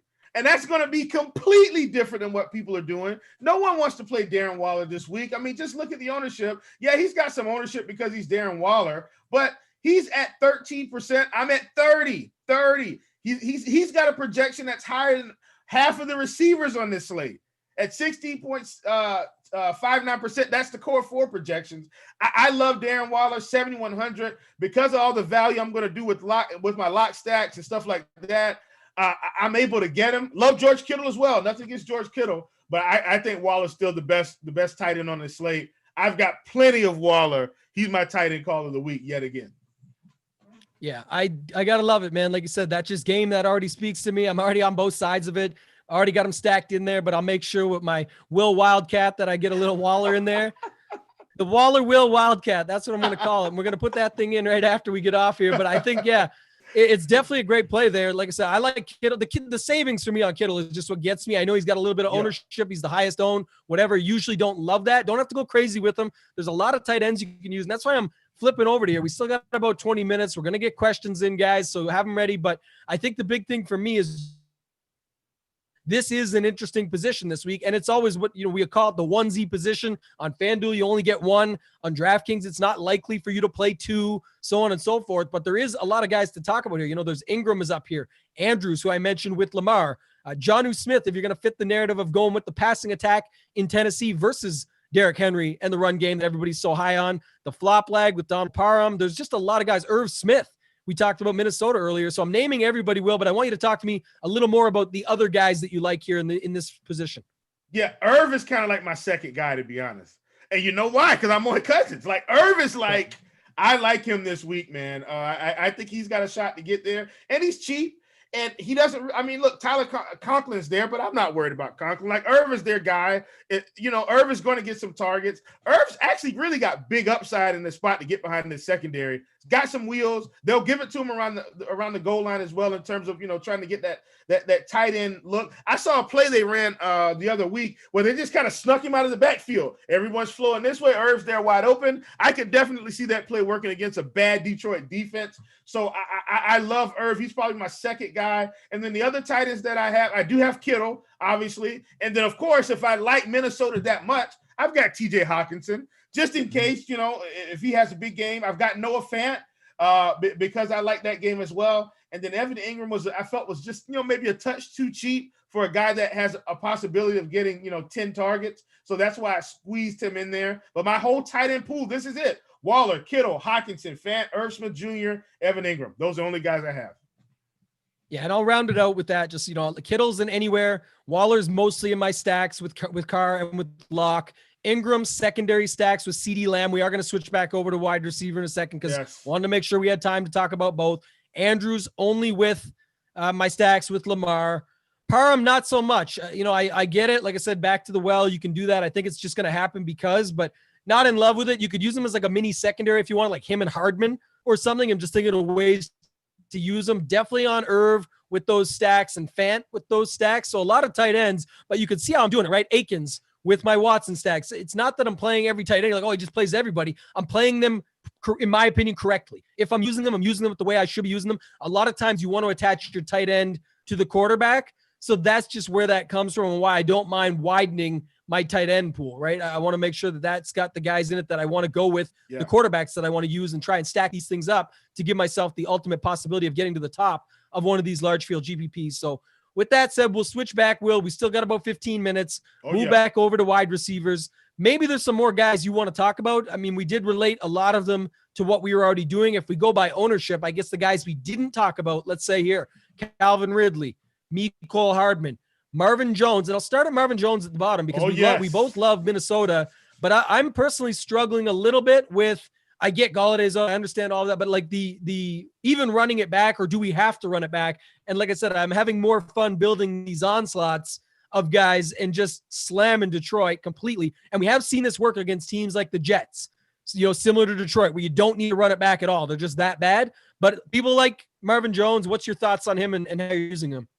Yeah, I am going to have some Marvin Jones. I'm slightly over the field just because, I like that game a lot. I think Jones can get there. I mean, we've got a really good projection on him. So I like him a lot. But I'm also going to have, like I said, I'm going to have Hopkins. I'm also going to have Amendola.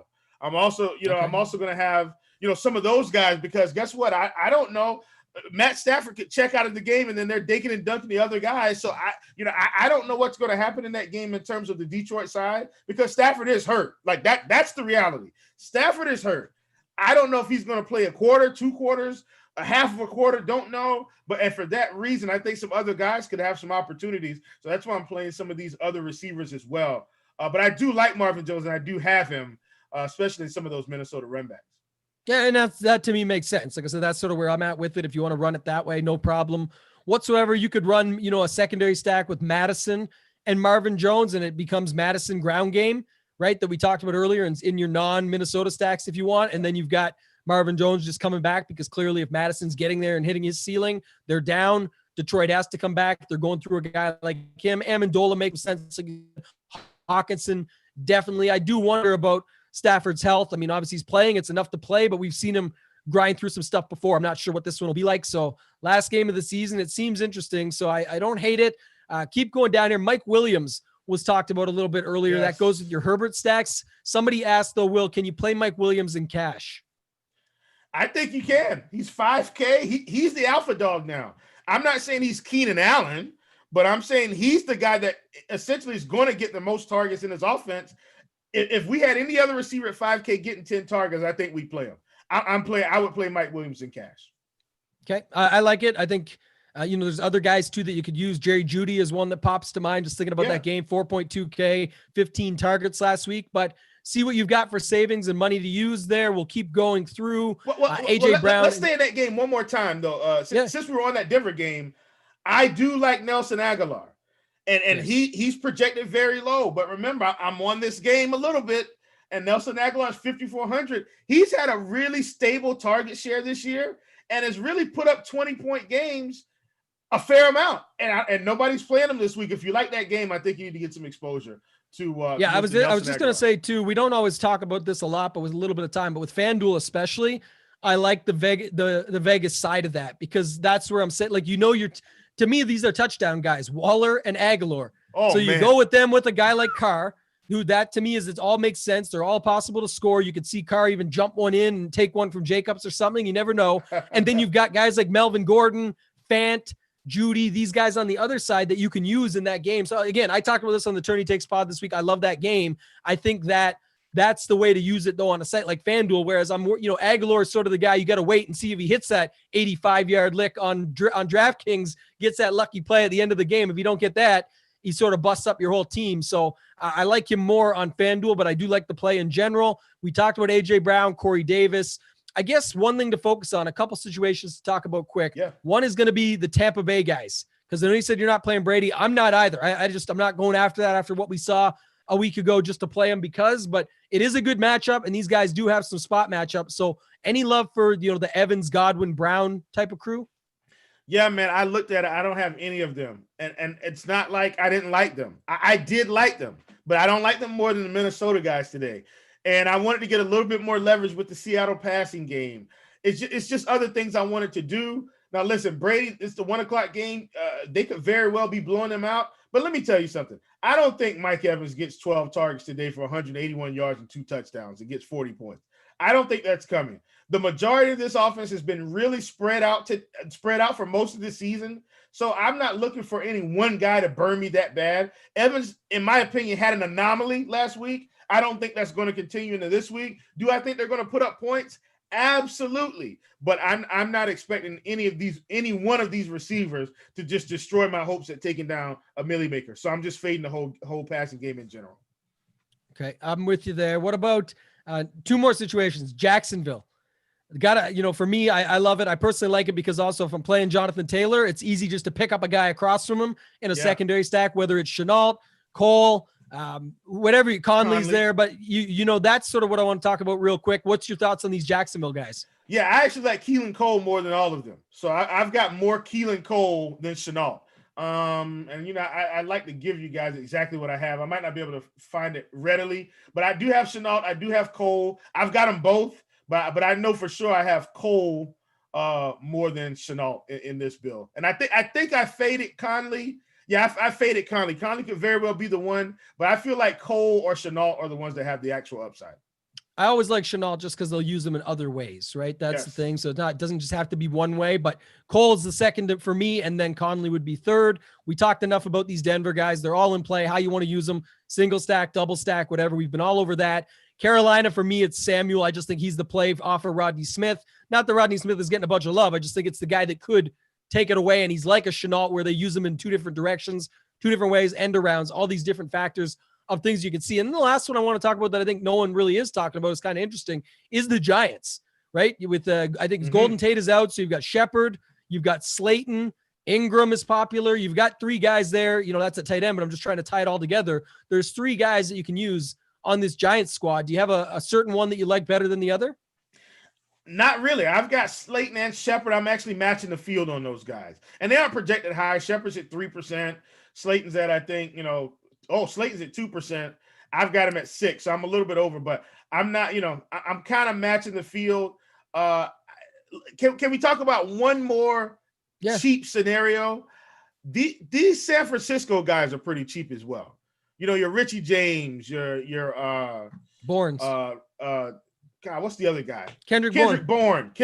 Those guys are kind of cheap. I do have some light exposure. Why? You asking why, Chief? Remember, I like Russell Wilson today. So I've got some of those guys in there as well. And then back up to the mid-range. I don't want to skip around too much, but I do secretly like Jarvis Landry. I've got a pretty good chunk of Jarvis Landry today, a guy that was starting to get massive target share. I know they've had some COVID scares, but the Steelers seem to be laying down. They've got a lot of guys out today on the defensive end. I think Watt's out and somebody. So I think Landry can still get loose here. And I've also got Rashard Higgins. I think he's the guy that can get behind the secondary and kind of pop a little bit. If he gets an 80-yard touchdown, look out. He's getting real close. He's probably going over 100 yards. So I've got him as well. Don't have any Baker Mayfield, but I still think these two receivers could get there. Okay. Yeah, don't hate that. I think that's interesting. And even the Pittsburgh side of things that the guys are playing, Juju and Deontay, if they're the guys that are going to get used with Mason Rudolph, it is the revenge game for Mason Rudolph. Got smacked in his head by Myles Garrett, who is there on the other side again from him this week. So that'll be interesting. We'll have to see how that one plays out. Not many others here that, I want to get into. I guess just dropping down. And like I said, I like CeeDee Lamb. Always got love for him. I think the upside is there. It's, people don't really like the price tag very often. So you see 3%, but I think he's fine. You can use him. Even a secondary stack could be him with Slayton or a Shepard or something like that, where you're just using those two receivers back and forth and forget the quarterbacks, Andy Dalton and Daniel Jones, and leave them out. Gage is always interesting. It's funny, 2.8%. Crowder.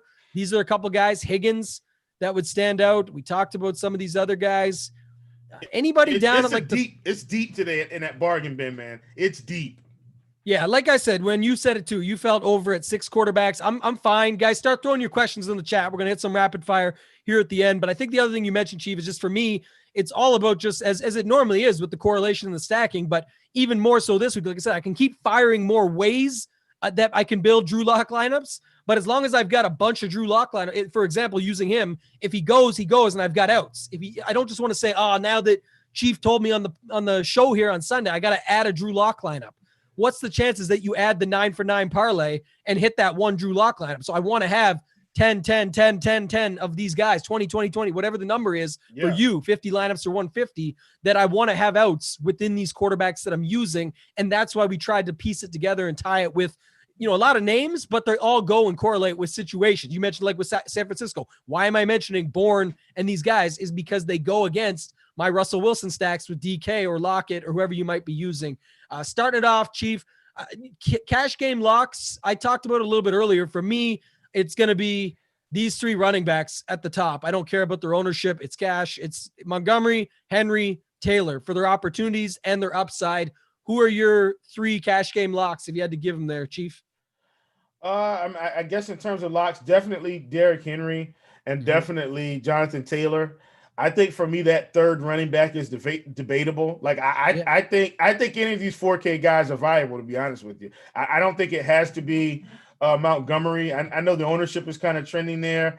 I still think you can get away with, because I'm building a little bit different. I think you can get away with a cheap receiver, in your flex for cash this week. And I think that can work out just as well. It might not be completely optimal in the way we think about it. But listen, folks, if Jerry Jeudy gets another 15 targets and he catches 10 targets, he's already got 10 points plus his yards, which probably gives him more upside than any of those running backs. So I think that's a way you can go to make it a little bit different and still get the cash lineup build that you need. Yeah, I like Montgomery in cash only because it's almost a blocker play. He's going to be like 80% owned. So if I'm with you. That move is the tournament move is just sub Montgomery out. It's very simple. And then swap it out however you want to do it or mix your lineup around. Real quick, got to go a little bit faster here. A-Rob or Cooks? Cooks. Brandon Cooks over A-Rob for me. Yeah. Justin Jefferson on track to beat the rookie record. Will they feed him? He needs 100+ yards to break the record. I don't think they're going to have to try and feed him. I think he can get it just by osmosis against this bad Detroit defense. Yeah, some guys can just eat, man. It's just the way it goes, and that's just the way it works with a guy like Jefferson here. I agree. I do like the Thielen call, though, and I think getting different and leaving Jefferson out of some of your Cousins builds and putting in Thielen and Irv or something like that instead would be a way to go about it. I personally do like something like that. Taylor or Montgomery, can only pick one. Taylor. I'm on Taylor as well. Definitely, you guys know that. I think Montgomery's a good tournament play. Not going to hate on him. My boy Kirkwood says he's electric. Got to go with it. Cash game wide receivers. Devontae Adams for me. What do you got? Well, I mean, I think guys that are going to get the targets, like, Thielen's going to get the targets. I think he's okay in cash. I think Brandon Cooks is okay in cash. I think, Justin Jefferson's okay in cash. And then you kind of get down to the mid-range. Robbie Anderson, I think he's cash viable. Corey Davis, I think he's cash viable. Jerry Jeudy, I think is cash viable. So I think that's Mike Williams, 5K. I think he's cash viable. I think that's kind of how you build. You just take the guys that are getting to work, and I feel like they're cash viable. If anybody's getting 10 targets, trust me, they're cash viable in this spot. Yeah, I agree with you there. Montgomery and cash, obvious. Yeah, we talked about that. Hey, we didn't talk about the Kansas City passing game where Hardman and these guys are going to have some ownership. I know we got 3 minutes, but I think they're okay. But I don't think they're necessary. I just think they're a rotation piece. Just wanted to put I mentioned a little bit. I said one thing I said was, obviously if you want to run it back, I think it's Hardman for me. Yeah. He's the guy I like. And if you don't want to, again, it's Chad Henne, right? So I'm not trying to get too crazy here, but I personally do like a mini secondary stack. If you wanted like a Parham with Mecole Hardman, that would be interesting to me because it costs you nothing. It takes up 2 positions and you could stack the rest of your lineup up whatever way you want. So that's where I might do it, or a Mike Williams, Hardman, something along those lines. Marvin Jones or Robbie Anderson, DK Cash? I think I'm going to take Robbie Anderson because I feel a lot better about the quarterback situation. I like the quarterback situation call. I would lean Marvin just because of sort of how the builds are shaking out and with the way it's just going to be. I think people are going to own Marvin because of injuries charts and the flow chart that rolls down from Golladay, etc. So any build rules for you this week that are, particularly standing out? Will, I mentioned one that right out of the gate with those running backs, max of 2, if that, and then I'll look at my lineups as I go through them. I'm not excited about having more than those, having those 3 in the same lineup in GPPs at all. Well, in terms of my player groupings, I'm not going to have more than 1 Jaguars, Jets, San Francisco, like all those cheap groups. I'm only having 1. I'm not trying to get 2 or 3 of them. So that was something I did initially. I was like, I'm not playing it more than 1. And then secondarily, I'm actually going 65% running back in the flex this week, 35% wide receiver. That's a little different for me. I don't usually hammer it. I almost went 70-30, but I was like, there's a fair amount of the cheap wide receivers. But yeah, I went 65-30, 65-35 running back flex exposure this week. Okay, I like that. Another good one here. You mentioned being off Adams. I don't hate it. Who would be, if you were going to play a Green Bay receiver, assuming that, Rodgers doesn't have the day you need to take down a GPP, but he still throws a couple TDs out there. Who's your Green Bay guy behind Adams that could get it done? Probably Lazard. I think he's probably the guy that I would play. MVS, obviously, he's got big play potential, but I think Lazard is a lot more stable. Yeah, I like Lazard actually, but I like MBS for large field especially. And we got to get out of here. But last question, which tie? Montgomery or Johnson? Pick one. Or me. Whichever tie you like the best. Well, obviously I'm going to go with my boy Tyler. Obviously, we're going with Tambo, but if we're going DFS, I think it would still be Tyler Johnson. Just because I want to get a little bit of leverage. I don't like Ty Montgomery like that today, so I'd much rather play Ty Johnson. All right. Thank you, man. I appreciate you coming on me again. You guys can catch us on Tuesday nights. Card Stock After Lock. I'll be talking about sports cards. As far as today, good luck. As far as this year, thank you guys so much for all the support. Appreciate you following along each week. I'll be back for the playoffs. You'll still see myself and Blender on this show. No, follow me on Twitter next week, buddy. Spoiler alert. We're back it's again. Me and you Spoiler next alert. Saturday. Oh, yes, we're back sir. again, guys. Definitely tune in for that. Excited. Thank you guys so much and good luck. Appreciate you. Follow me on Twitter at Totag and Tambo. Hit me up if you guys have any questions. Thank you.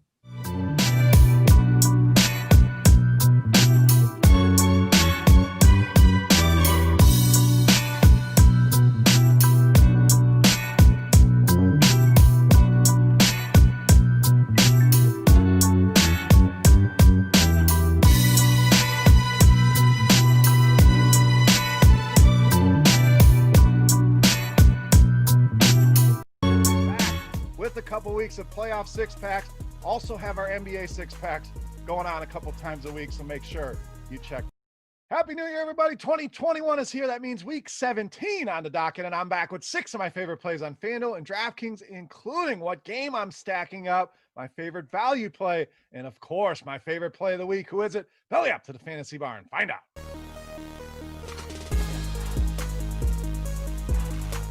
Welcome in, guys. Week 17 edition Beers Daily Fantasy Six-Pack. Hope everybody out there had a good Christmas, a happy New Year, and we are back to wrap up the regular season with 6 guys fresh off the tap for you on both FanDuel and DraftKings. Before we do that, guys, do me a favor. Make sure on YouTube you're clicking that thumbs up button. Really helps us out here. That's the tip jar here in the Fantasy Bar. I greatly appreciate you hitting that button, and make sure you subscribe to the channel. Get notified when these videos are coming out. Now, as we always do, before we talk week 17, let's take a quick peek back at week 16. A pretty solid week. We avoided the red this week. Need a little bit more out of our Chargers Broncos.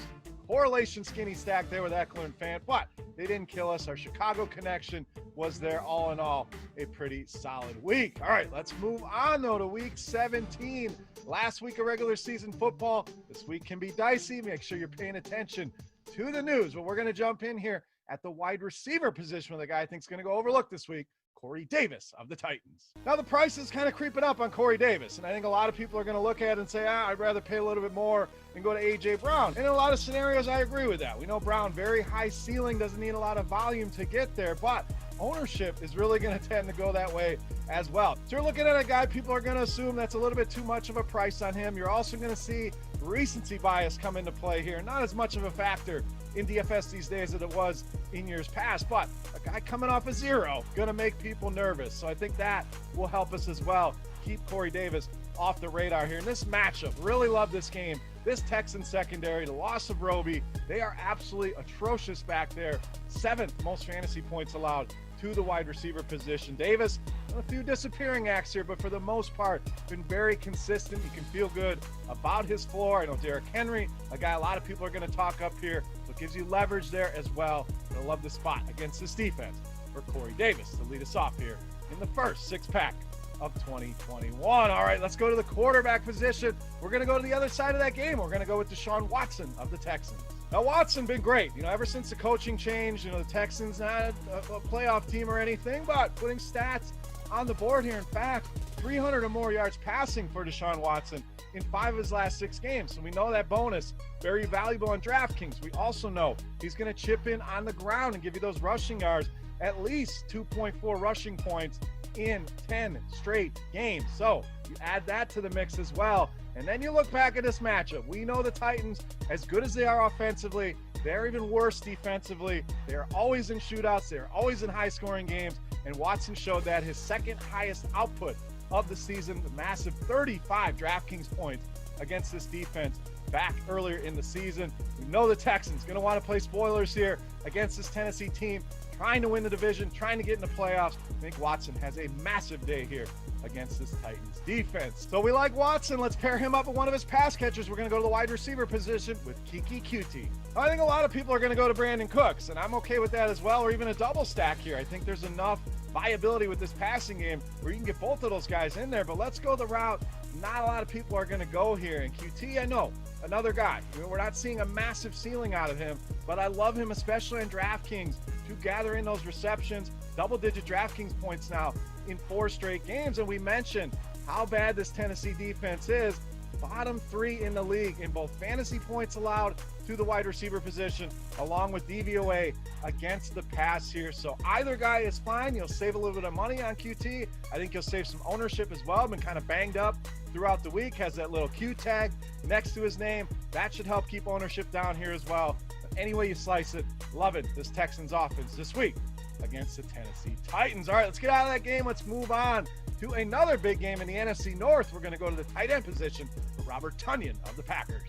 So we know the Green Bay offense been electric this season. Aaron Rodgers is back. Devontae Adams been tearing it up. But Tonyan gives us that cheaper access to this team. You know, we can save some money and still get access to a team projected to score a ton of points in this game, even against a tougher defense like Chicago. And Tonyan, simple, a touchdown maker. And we don't have a lot of that at the tight end position. Travis Kelce likely to sit out. So we're missing that. You don't have to compete with the ceiling of Kelce. But Tonyan gives us that touchdown upside. In fact, touchdowns now in 5 of the last 6 games. And guess what? Chicago, this is their weak spot in that defense. Not very good against the tight end position. You got to think a lot of attention going to be paid to Devontae Adams in that passing game. The Packers lose their left tackle, David Bakhtiari. So running the ball may be a little bit harder than they're anticipating. So it could lead to even more opportunities for Tonyan. And like I mentioned, the Bears, not only bad against tight ends, they give up a lot of touchdowns to this position. In fact, 3rd most in the entire league, 10 touchdowns allowed to the tight end position. I think Tonyan does it again this week, finds the end zone, easily pays off these prices on both FanDuel and DraftKings. All right, let's go to the other side of that game. A little correlation with running back David Montgomery of the Bears. Now, as a Packer fan, it's hard to have all these Bears in here. You guys are probably sick of the Chicago Bears, as am I, but in DFS, we have to look at what they're doing. They continue to put 30-point games on the board. I think they're going to be able to find success here against this Green Bay defense, who's been better of late, but still, against the run, they are not good. And in Montgomery, been the catalyst here for this offense. 20 or more DraftKings points now in 5 straight weeks for David Montgomery. That also includes a game against this Green Bay Packers defense back in week 12. That was the game that kind of catapulted him to this hot start, 28 DraftKings points in that game here. And I mentioned that Green Bay defense, yes, they're playing better, still 5th most fantasy points allowed to the running back position, a matchup we've been targeting all season long. And if I'm the Bears, I have a better shot at winning with David Montgomery carrying the ball, catching the ball in the backfield, or Mitchell Trubisky unleashing it against that secondary. I think I'm going with the running back here. Even if the Bears get down in this game, Montgomery can be involved in the passing game as well. We've seen many games where he gets a ton of targets there, owns that backfield, a workhorse, and not yet priced like a workhorse. Take advantage here with David Montgomery against the Green Bay Packers. All right, it's time to take a look at my favorite play for Week 17. But before we do that, guys, as always, we're going to thank you once again with our Beast of the Week contest. Absolutely free to play. Just get in the comment section below the video and guess fantasy points for my Beast of the Week on FanDuel. The closest guess will win themselves either a free week of Rotogrinders Premium, a chance to check everything out, or a free Rotogrinders t-shirt. Let's wrap up the regular season here. My favorite play for Week 17, known as the Beast of the Week.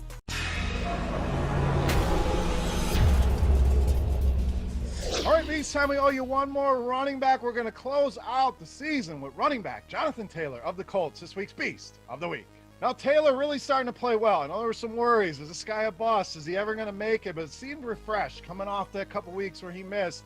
5 rushing touchdowns now over the last 3 weeks. I know he's still in a split with Nyheim Hines, about a 60-40 split looking at the numbers last week, but the touches are there, the touchdowns are there. 2 of those touchdowns came against perhaps the league's best defense in the Pittsburgh Steelers. Now he gets a matchup with one of the worst defenses in the league. We'll touch on them in a second, but the production has been there for Taylor, averaging almost 24 DraftKings points a game over the last 4 weeks. We mentioned the Jacksonville Jaguars, bottom 5 in almost any category you want to look at against running backs, fantasy points, rushing yards, receiving yards, touchdowns. We could go on and on. The point is, Taylor, big favorite here at home. The Jags have pretty much given up.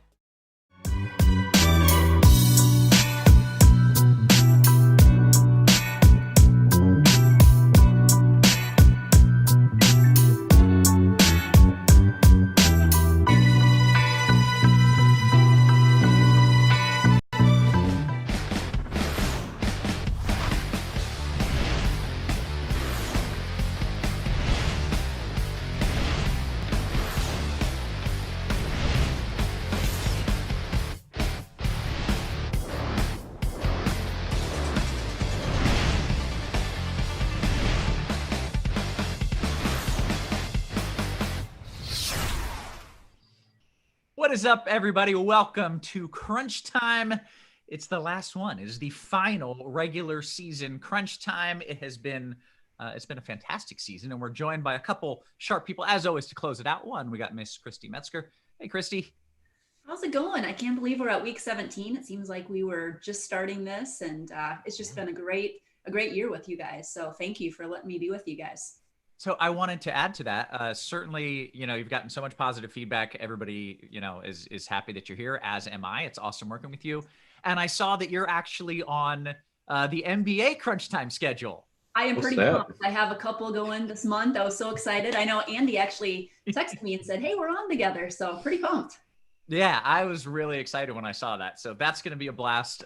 Speaking of NFL and NBA crossovers, Tuttle, you joined me for the crunch time in basketball all the time. It was a fun crunch time. The last one we did, I think. We did the New Year's Eve. Yeah. Woo, had a few too many beverages. Had the right amount of beverages, really. Yeah, it was perfect. Yeah, that was a good show. And here, you're ready. Hopefully there's a ton of news. There's a ton of people out and incentive chasing and teams that care and teams that don't care. So hopefully you can guide the people through the sharp plays today, Tuttle. Yeah, hopefully. I don't know. I'm trying to guide myself through the sharp plays right now too. Yeah, I know it's a really tough slate. Everyone agrees it's a really hard slate, but I think that's when you have the best value. That's when you need the experts the most. When it's easy, then anybody can do it. So excited to have you guys walk everybody through it.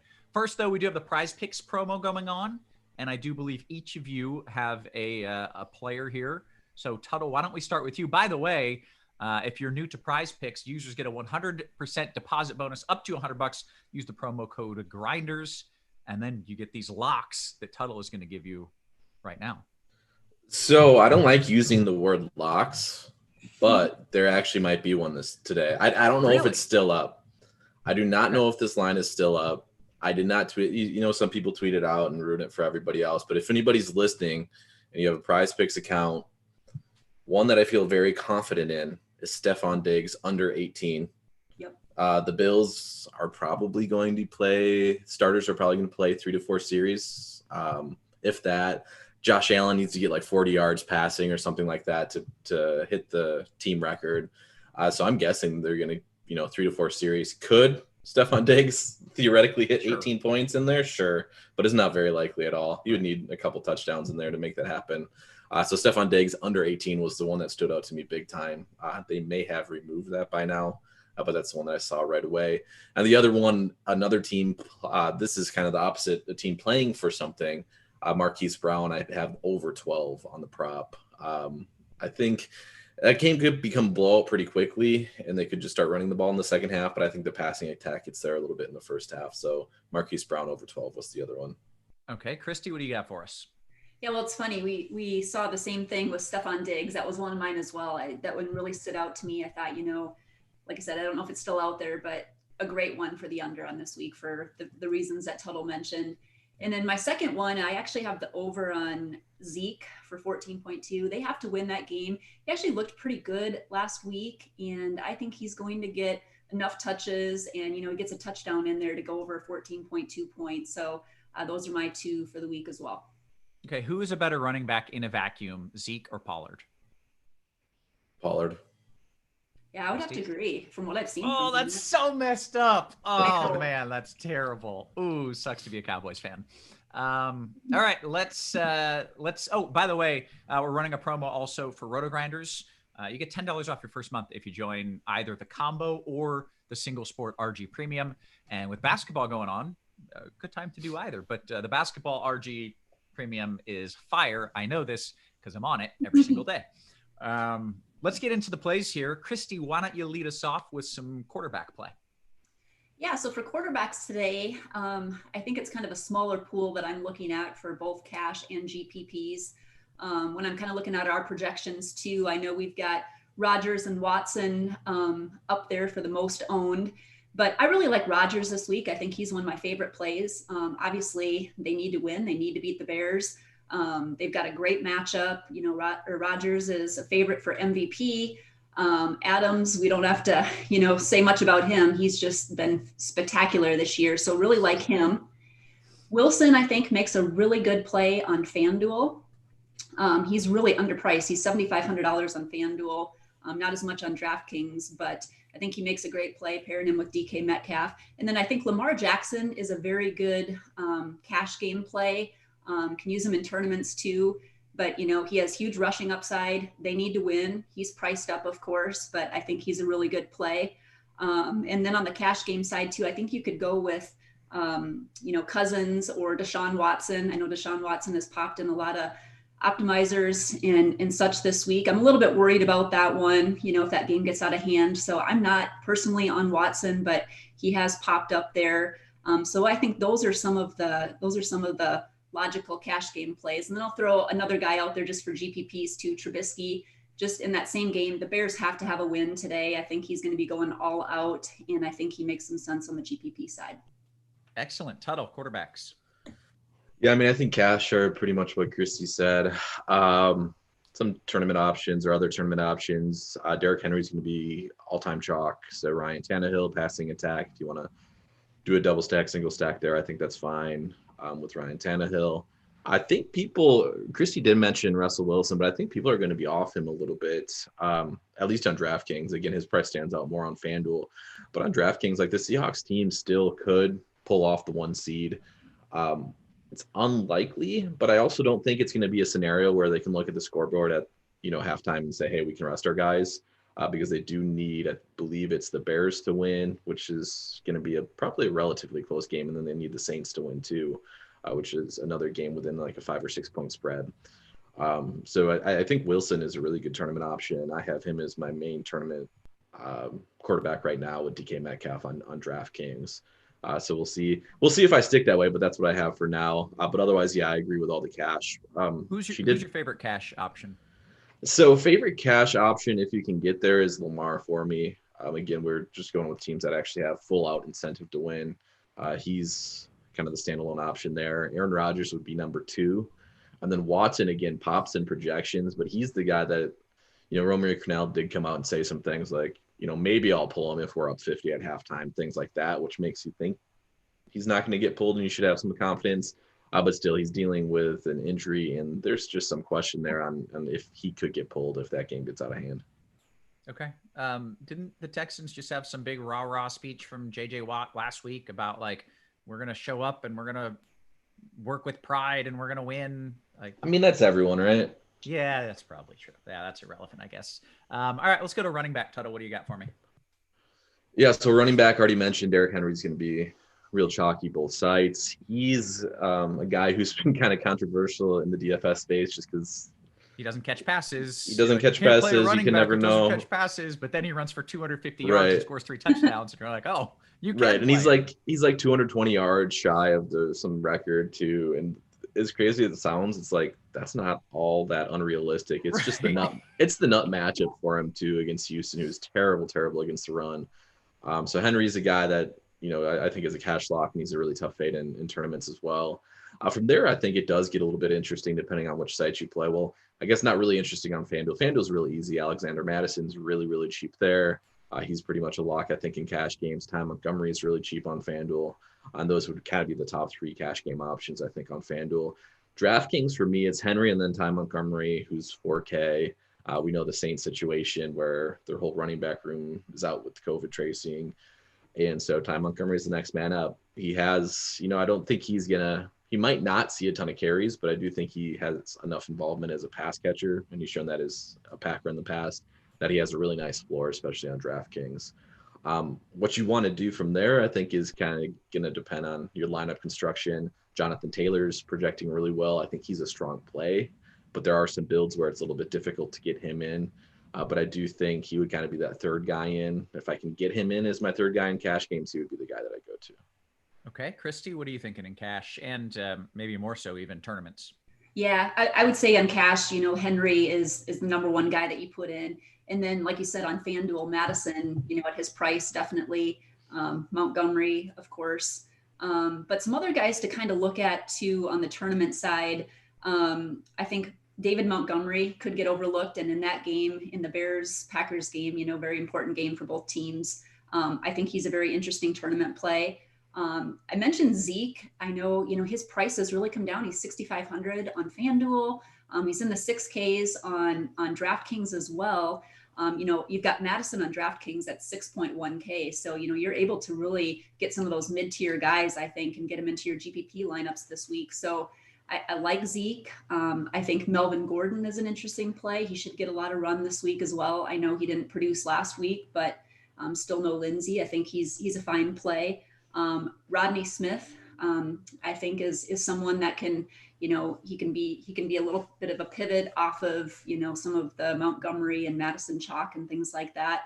And then a couple other guys too. I think Chubb, Cleveland really needs the win. They're going to be putting up some points. I think he's a great play. And then one last one too is Chris Carson. I know Carlos Hyde is out, and that one could be interesting too. We like Seattle and know that they're out for the win as well. Okay, excellent. I think I just want to say I think that Hyde news is potentially going under the radar a little bit. For sure. And fully sign off with the Chris Carson play. Excellent. Love it. Let's go to wide receiver. Christy, what are you looking at in cash games? Yeah, so for cash games for receivers, I think with all of the cheaper priced plays at running back, I think Devontae Adams is definitely a guy you're going to want to get into your lineups this week. I think Justin Jefferson, if you can get to him, he obviously has, a couple of records to break. I think he can break Anquan Bolden's rookie record. He is, he's just been an amazing play all year, but I think they're going to try to get him the ball often. With Delvin Cook being out, I think he's going to be a big focus. So I like the Cousins Jefferson combo quite a bit this week. I think Marvin Jones makes a good cash game play. He's been popping quite a bit. If you've been messing around with the Opto at all, he's in just a smash matchup. The Vikings are missing a bunch of key pieces on defense, and just has a great matchup going for himself. Usually plays really well against the Vikings. I know Tuttle mentioned DK Metcalf. Speaking of good matchups, he has a great matchup this week. I think he's someone that's very, very interesting. Nelson Aguilar, he's a little bit cheaper and I like him. He kind of fits into the cash game focus too. He's their number one guy, and has just been getting, he's been taking advantage of all the opportunities that he's been given. I think Kelvin Ridley, he's a little bit more expensive, so harder to probably get in there for cash games, but obviously a great play with Julio out. And then wanted to throw just a couple of tournament guys out there. I think, especially on FanDuel, Marvin Jones is 6,100. I think CeeDee Lamb is an interesting pivot. Dallas needs to win, and he's got a ton of upside. So someone that I'm looking at. I know on DraftKings, I should mention Callaway for New Orleans is really, really cheap. And he's someone that I think you could fit into there for cash games if you needed to save some funds there as well. Are you playing him in cash games? For DraftKings, yes. Yep, you are. Okay, just checking. Tuttle, what do you like here at receiver? Yeah, other possible cheapies would be like a Richie James. He's 3,100 on DraftKings. Keelan Cole, Josh Reynolds. Those are kind of guys in that 3K range that I think are all playable. I already saw in YouTube chat, and I've already had this discussion with multiple people today that want to play Andy Isabella. So here's the thing. Keyshawn Johnson has been playing in front of Andy Isabella the past 2 or 3 weeks. Isabella has actually been inactive the past 2 or 3 weeks. I think the more likely candidate to play over Isabella is somebody like Trent Sherfield, who's going to play the outside, and Keyshawn Johnson's still going to be playing the slot. So I would not, Isabella might be like a flyer, but I would not fully trust him to actually see the field, which I like. All these other guys are cheap enough and they're going to see the field. So yes, Isabella might pay off. We know he has long play upside, but he's a guy that I wouldn't trust to actually even be on the field.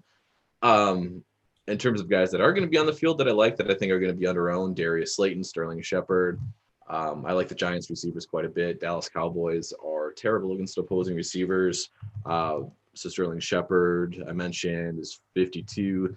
And then another guy, just very, very terrible play. I'm not playing him, but if you want to get like really crazy and really cute, like somebody I would actually like over Andy Isabella, is Dante Pettis. As crazy as it sounds, he played third wide receiver for the Giants last week. He played the slot snaps over Golden Tate.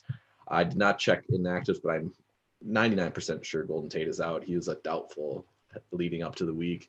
So Dante Pettis would be like the long flyer for me. Again, I think it's a really good matchup for the Giants receivers. So he would be somebody that I wouldn't be that surprised to get, double-digit points at 3K. Devin, what was that on Tate? Tate's inactive. He is indeed inactive. Yeah, so Pettis will man the slot. Again, it's I don't have him in my main lineup. He's somebody I'm not going to have a lot of exposure to, but I would play him over Isabella. Okay, great. Thoughts on Curtis Samuel? Fine. I don't find him in a lot of builds. I would. I don't have him in any of my builds this week. I mean, I think he's okay play, but I think there's others that have more, upside for they're playing for something. One other person I was going to mention too is Chenault. DJ Shark is gone. He's kind of the last man standing there. I know Tuttle mentioned Keelan Cole as a cheap guy, but I think he makes an interesting play too. Tuttle, I didn't mean to cut you off when you were finishing your explanation. No, I was just saying I would take Sterling Shepard over Curtis Samuel. They're the same price-ish. Okay. Excellent. Let's go to tight end, and I have lost whose turn it is. I guess it's Tuttle's turn on tight end, I think. So a little bit dependent on which site you're playing on. Evan Ingram is a really good play for his price tag. Donald Parham, who kind of got the wave last week and is, I think, going a little bit more overlooked this week. Is 2,900 on DraftKings. He's really cheap on FanDuel as well. I do like him. He was on the field. He was running routes. The Chiefs aren't as good against the tight end position as the wideout position. So I like Parham, and I think he's a viable option in cash games on both sites. Other than that, like some of these guys are going to project well. Like George Kittle looked really, really good last week, but he's probably going to be on a bit of a pitch count, just like he was last week. So I'm glad you brought that name up. Jay Frey in chat says your favorite tight end, maybe between Kittle and Irv Smith. Who would you prefer? I mean, I would take Kittle over Irv Smith for sure. But you're going to be tilted when he's not on the field for 100% of the snaps. He'll run about probably 60% of the routes again, though. And like I said, he looked really good when he got the ball. So I do see the appeal of playing Kittle for sure. And then Noah Fant is somebody else I just want to mention real quick as a potential cash game option. On FanDuel specifically too. I think he's like 5,700 there. That's a pretty good price tag there. Great. Christy, anything different at tight end? Yeah, nope. I like all those plays as well. Kittle, what I like about him, especially like on FanDuel, he's down to 6,800. It's probably the lowest we'll ever see him. So if you do get, a couple of early touchdowns before he's maybe off the field, I do like the upside there. But yes, I like Evan Ingram as well. I think he makes a good play on both DraftKings and FanDuel. Noah Fant, like you said, Irv Smith, on DraftKings, I think he's $2,900, just a really great play over there. I'd also throw out TJ Hawkinson, got a high total in that game. I think, he's going to have a lot of opportunities to maybe score a touchdown. And then maybe one other tournament guy that I really haven't seen anyone talk about, but, Cleveland needs the win is Austin Hooper. He had 15 targets last week, and I don't really see anyone talking too much about him, but I think he's going to have some opportunity too, and could be a really lower owned guy in a good game environment. Excellent. Let's go to defense, and then after that, we'll talk stacks and we'll get into some of these questions. Christy, what is the right defense to play this week? Yeah, so defense, I've kind of got it narrowed down, I guess, to a few that I like. I'll start with FanDuel. I think if you're really looking to save, the Chargers and Jets are down there at $3,500. I like the Chargers personally, and if I'm looking to save, that's a good place to go. If you're looking to pay up, Ravens, of course, a great play, Ravens and Colts, highest priced on FanDuel. But I also like the Cardinals, Seahawks, and the Browns, and they're all kind of priced very similarly on FanDuel. And I think they all have good opportunities going in their favor this week. On DraftKings, I think the Browns probably stand out as one of the better plays this week for the price. And then again, kind of the Jets and Seahawks and Cardinals are probably some of the Ds that I'm looking at over on DraftKings as well. Tuttle, you got a favorite? I hate playing chalk D. I know. But man, I find it hard not to play the Browns this week on DraftKings. I know. 2,500. We got the Mason Rudolph versus Myles Garrett narrative as well there. Yeah, I don't know. It's hard for me to get off the Browns. Like the Titans project okay for a little bit less at 2,200. I think the Jets are okay. at 2,300 for a little bit less. But in my builds, I find myself just jamming in the Browns. Okay, excellent. Makes sense. Let's talk stacks real quick, Tuttle. We will begin with you. What is your favorite stack or correlation of the week? Favorite right now, I'm going in between two. It's Cousins and Jefferson, I think, and then Russ and DK are my two favorite. Okay, Christy, you have any favorite stacks or correlations this week? I do. I also like the Cousins Jefferson combination as well. I like that Bears Packers game. I like using Rodgers and Trubisky on both sides there. And then on FanDuel in particular, I do like the Seattle game as well. Okay, great. We've got about 8-9 minutes here until kickoff, and that means 8 or 9 minutes for questions. Let's start with Jay. He says, DK Cash, is it a 3 running back week? Christy, you got 3 RBs? Yeah, I do have 3 RBs. Yep, for me it is. Tuttle? Yeah, for sure. Yep, okay. I'll go to Crazy. FanDuel Cash says Watson and N. Williams or Lamar and Chenault. That's for me. Sure. Watson and Williams. Why can I not think of who N. Williams would be right now? Oh, M. Williams, Mike Williams. Oh, yeah. Watson and Mike Williams, and who else? Versus who? Sorry, I had switched chat. Yeah, Lamar that's and my bad. Chenault. I gotta go Lamar Chenault. Mm-hmm. All right. Got a ton of questions here in the YouTube chat as well, so we'll get to some of those. This is not a question, but a very important comment from Brian. He says, Rotogrinders, attention all Rotogrinders bosses. I hope you bring this team back next season. I like going into lock with crunch time. Oh, well, that's awesome. I Thank you, added the Brian. attention all Rotogrinders bosses part, but the rest of that was legit. That was awesome. Yeah, we love doing it. Honestly, this is great. We can chat more about it after lock, but let's get to some of these questions here. Nigel says, DK, you want Chubb or Montgomery? Christy? I think I'm going Montgomery, but I really like both of them. Ink Magma says, what are your thoughts on McCole Hardman in a FanDuel GPP? You could do worse things. Malyala says, DK GPP, Marvin Jones or Nelson Aguilar? That's funny because that was a question that I've landed on myself actually. So I think I'm going Marvin Jones. Jared says, what are your thoughts on Malcolm Brown? So Akers is probably going to suit up, probably going to be active. How much he plays is very much in question. I would not touch Brown in cash. I think if you think Akers is just a smokescreen, then go ahead and play Brown in GPP. All right, Joey Rock, DK Cash, Williams and Parham, or Patrick and Irv? Williams and Parham. The Donkey, FanDuel Cash, you want Jackson and Slayton or Rodgers and Shepard? Rodgers and Shepard's a little bit safer. All right, Straw, DK Cash, Taylor Cole or Carson Marvin Jones? Taylor Cole, and what was the other one? Carson and Marvin Jones. I think Carson Marvin Jones. All right, Mark Flores says, hey, I'm playing a Houston, Tennessee stack. I have Watson. Should I run it back with Jonnu Smith or play Irv Smith Jr., Jordan Akins?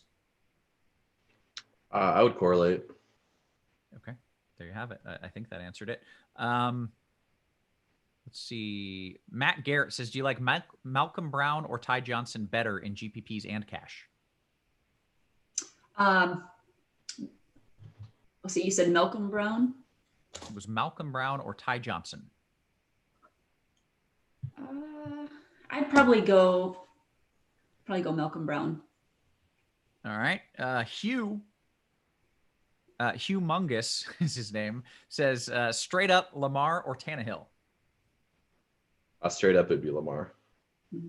Hawk Dark, FanDuel and GPP. Jerry Jeudy, a couple people have asked about that. DK and FanDuel GPPs. Any Jeudy interest?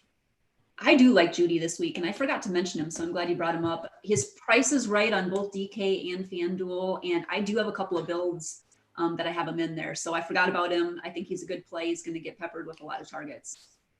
All right. Tommy Coker, This appears to be a 3v3 DK Cash for you, Tuttle. Cousins, Henry, Ty Johnson. That sounds like the answer. Versus Watson, Zeke, Madison. Yeah, number one. Yep. Music Garrett. Sorry, I don't know why I called him. It's Matt Garrett. Do you like? That's the same question. We'll move on. David Lynch, your favorite cheap wide receiver in cash. Both of you can answer, but he put it between Reynolds, James, and Callaway. Is this for DK or did he specify? Didn't specify. Let's pretend it's DK. It's probably DK. Yeah.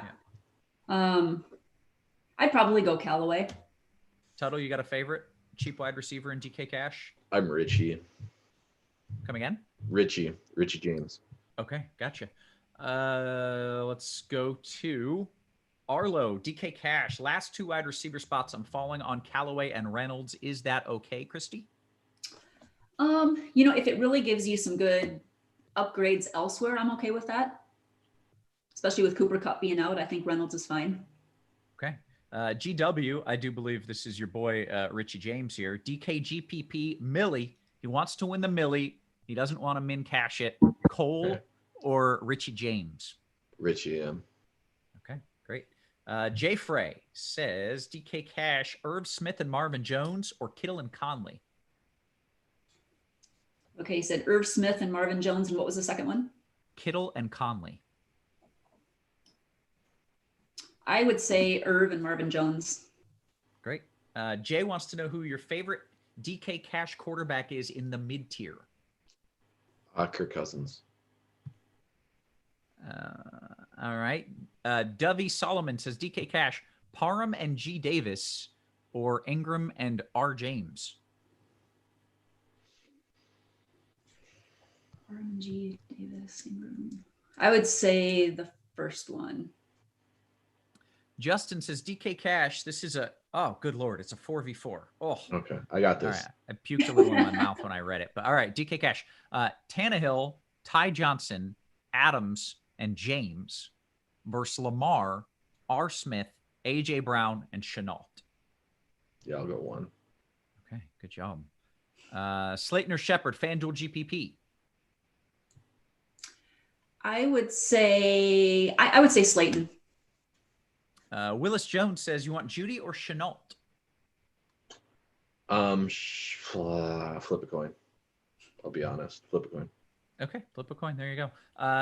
Mark Flores, DKGPP, Christy making your work for it. You got under 2 minutes left. Get those lineups in. Don't forget, Rotogrinders has we're giving a discount, $10 off your first month of subscription. Mark Flores says DKGPP, 33 hundo in the last spot, the best play at the flex. 33 hundo. Oh boy. In the meantime, Devin just popped that little deal there. You just click the little link that Devin put in the chat. Boom. I would say 3,300. That's a good question. Just trying to get the plays up. I like Callaway. I think he's 3,100 or so, but I do like him a lot today. Great. All right. Eric Zhang says, in the flex spot, you want Chubb or JD? Chubb.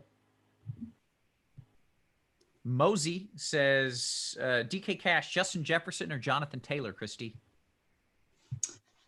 You said Justin Jefferson or Jonathan Taylor? Correct. Phew, that's a tough one too. I think I'm going to go Jefferson just because I am really high on him this week. So I normally would probably pick a running back, but I like Jefferson. Okay. Donald says, Tuttle, Pringle or AJ Green, DKGPP? Oh, Lord. Jesus. AJ Green. Neither, okay. Really. All right. Adam says DK Cash, Lamar and Parham or Tannehill Ingram? First one. Okay. That is very likely to be the lock. Guys, if you enjoy this programming that we have brought you 18 straight weeks, did they have a bye week? Was it 17 weeks? A bunch of straight weeks, 17 straight weeks. You should A, like and subscribe, on YouTube. B, you should like it and subscribe here to Rotogrinders Premium because We're rolling on NBA, and we do it every single day, and we do crunch time. And in NBA, it goes down. Like 15 minutes before lock, something happens, and the whole thing is blown up. And we have Andy Means and other experts like Christy and Tuttle helping to figure out what you do at that time, and it is crucial. So I highly recommend you check it out. And that's just a small portion of what we offer here. So go ahead, join up. That's it. Should we say a thank you and a goodbye? I'll make Tuttle do it because Christy already said a good thank you off the top. So Tuttle, I'll make you do the awkward thanks for hanging out with us. I mean, it's been a good year. Hopefully we can end on an even higher note. At least, somebody in chat, one of us, hopefully has a nice bank here to end the season. Otherwise, like Roth said, catch us on NBA. Otherwise, we'll be back next year for some more crunch time. Sounds excellent. Christy, do you think we should hang out with the people another 15, 30 minutes, or should we go watch some football? I think we need to watch some football. Let's go. I agree. Guys, thank you so much for being with us all season long. It has been a blast. We appreciate you. We love you. We still do have some free programming going on, I think, through the playoffs. And don't forget, NBA going strong. So I hope to see you guys in that Rotogrinders premium Discord soon enough. For Tuttle, for Christy, for myself, and for Devin, always working hard behind the scenes. You have been crunched.